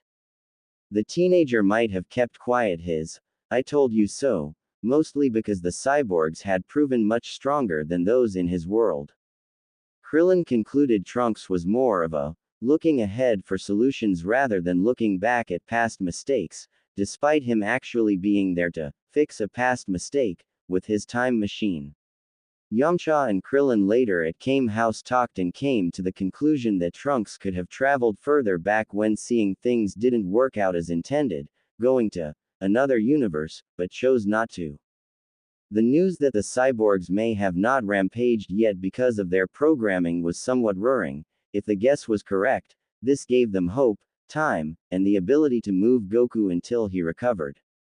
Krillin gathered 17 and 18 might actually postpone the fight until Goku was well, considering their idea of fun, but he wasn't sure about 16, whose whole raison d'etre seemed killing Son Goku as an end-all and be-all of his existence, while 17 and 18 seemed to have more fun in the actual journey to get there. Krillin wouldn't mention that to the others, especially as he didn't fight them, and they all seemed pretty pissed about their loss. The Mafuba being mentioned immediately changed the mood as it was a potential solution that had a solid chance of success, and Tenshinhan took a good note of Trunks' willingness to risk his life to save a world that wasn't his, and accepted to teach him once his whole data analysis was over. When they left, Yamcha tried speaking to him, but the teenager stubbornly refused to accept he was part of their team, despite vowing to not let any of them die, even at the cost of his own life. Even if he came from a different universe, the bandit couldn't understand his refusal to accept Bulma's love, even as Bulma had talked about him in such terms ever since they saw each other on that island that early morning, when it had been clear to all that Trunks, the baby, was the same person as the teenager who had saved them all from Frieza and the other guy 3 years prior. He figured he'd try and get insight from Bulma about why Big Trunks put in so much effort in distancing himself all while fighting with them. He couldn't reconcile that behavior with the fact that he put everything he could in ways of saving this world. Over the next couple of days, Yamcha managed to get a hold of Bulma on the phone to ask her about Trunks and whether the teenager was staying at her place and behaving.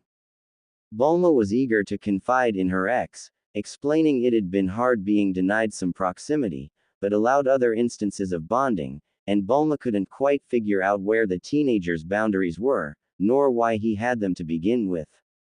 The genius had been ecstatic being allowed to take pictures of her future son with the baby she gave birth to. The teenager eventually eased into it, and despite some stiffness, even posed for her.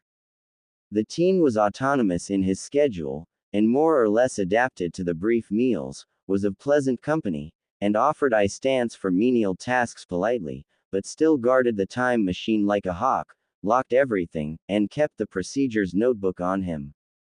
Bulma didn't like being distrusted, even if it had been by her own orders in an uncanny way.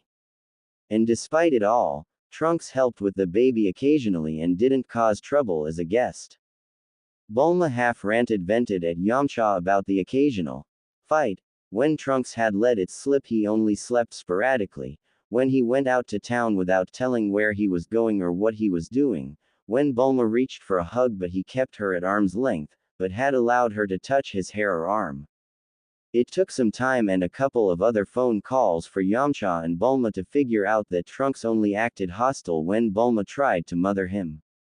There was something beyond upsetting for the Capsule Corp heiress being denied mothering who she deep down understood was her own child, because said child already had another mother that was herself. The photo she'd seen of Trunks as a teenager, with an older, crippled Gohan, and an older version of herself still haunted her, and Bulma kept it secret from the bandit.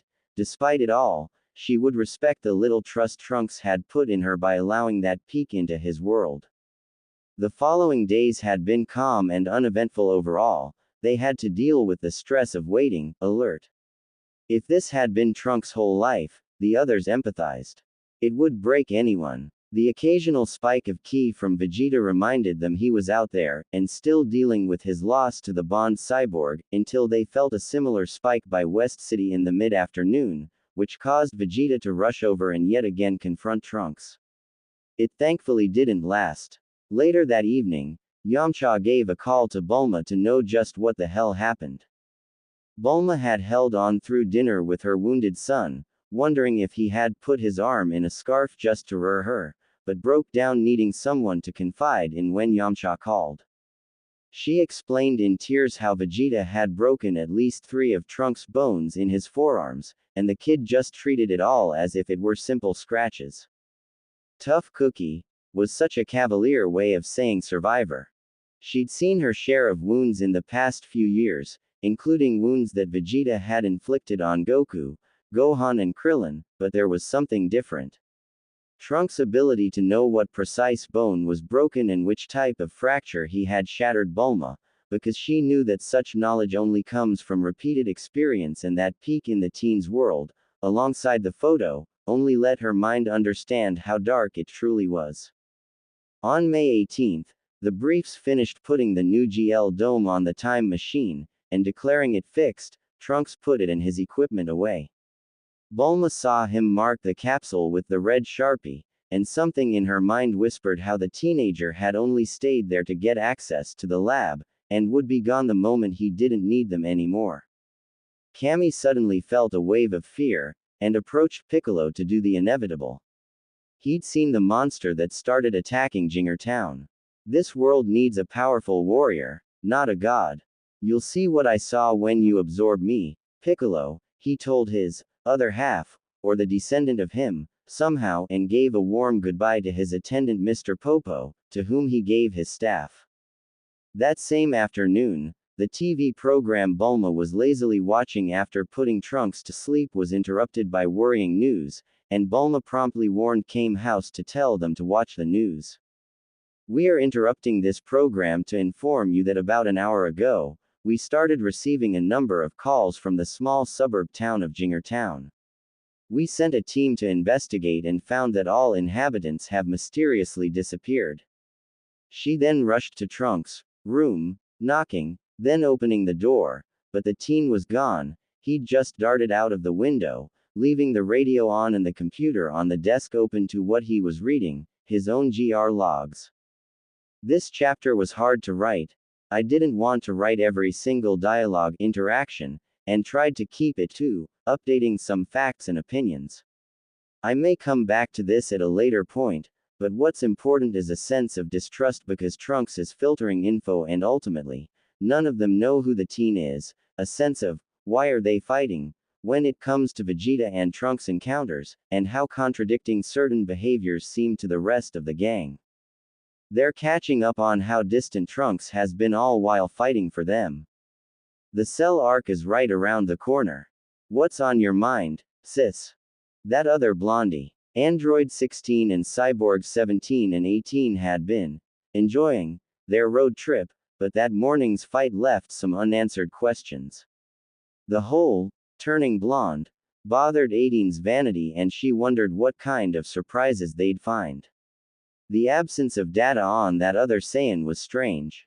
Not worrying, because she was that much stronger than Vegeta, but it was intriguing nonetheless. Oh, right, Lilac. 17 swerved on the country road and giggled an apology to 16 when he took a bump a little too hard. Sorry, didn't see that one, 16. 16 wasn't bothered, sitting at the back of the delivery van. Trunks. MHHH sorry what 16? The name of the second Saiyan. Trunks. Well that's a lame name. Pretty hair though, nice eyes, intense gaze, thought he was going to devour me. Ballsy too, that blow almost stung.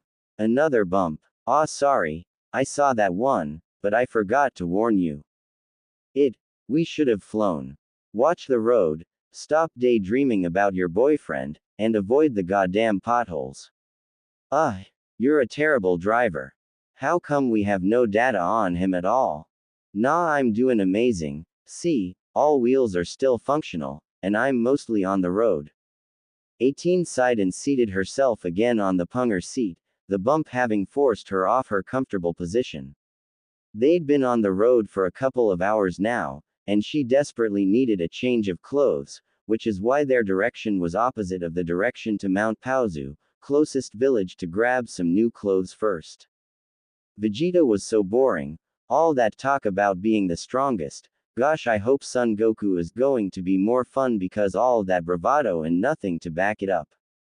Data not found. Jero visibly didn't do his homework with the whole going blonde thing. They don't wear it as well as me though. 17 laughed at his sister's vanity. What else did you see about Lilac? 16. 60% correspondence to Vegeta's physical features, similar strength, about 5 to 10% faster, and impulsive decision-making skills. Trunks intervened when you said not to. Impulsive decision-making is your way of saying, Ed around and found out. He should have just watched the show. Like your boyfriend did. 18. Baldy was smart and cute. Bite me. Your crush can't compete. The blonde teased her brother with a little nudge in the ribs and a playful chuckle.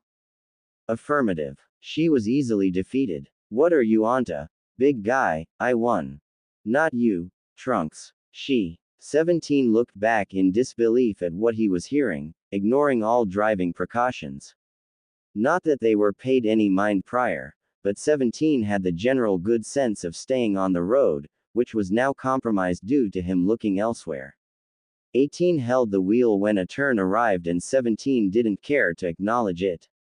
Hey, watch the road. My analysis concludes with a 76% certainty that this Trunks is Vegeta's daughter. 17 slammed the brakes, earning himself a punch in the arm by 18, who groaned when the sudden stop sent her closer to the windshield that she would have liked. 16 didn't budge from his sitting position, the sudden stop of movement not affecting him due to his weight. What the 17? Lilac's a girl. Are you sure about that, pal?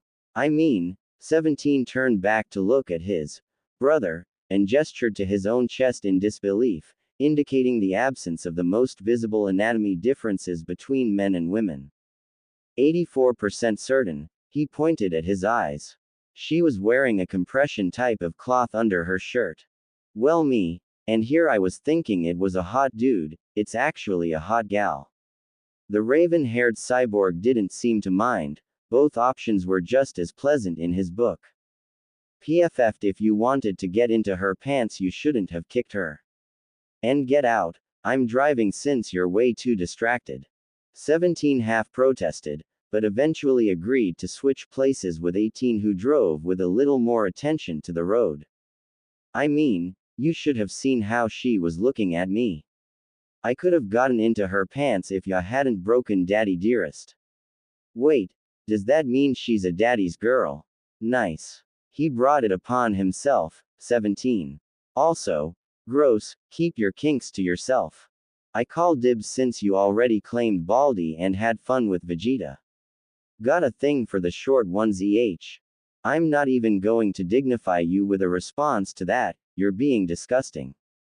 Hey, I've been stuck in that pod for Cammy knows how long. 52 months. Thanks 16 wait, 52 months. That's over 4 years. I'd kill him over again, god damn it bastard son of a bitch. Anyway, yes, I got needs you know. 17. Ew, TMI, I'm your sister. Wait, how can Lilac be Vegeta's kid? How old would that make them both? Vegeta. Data not found. Trunks. Data not found. Features indicate physical growth has not halted. Yeah, she looks under 20. If Vegeta's in his 40s, he looks pretty good. 18. You saw him up close, you think he's 40. I have no idea, no. Maybe. Can't believe he actually got laid enough to spawn an offspring with that ridiculous hair, what a prick. Anyway, how far is actually Casa de Goku? 4,294 kilometers. We're going to spend weeks in this van. Oh look, the town's finally there. Finally I can get myself a new outfit. 18 found herself disappointed with the sticks, lack of selection, but it would do for the rest of their trip all the way to Mount Paozu.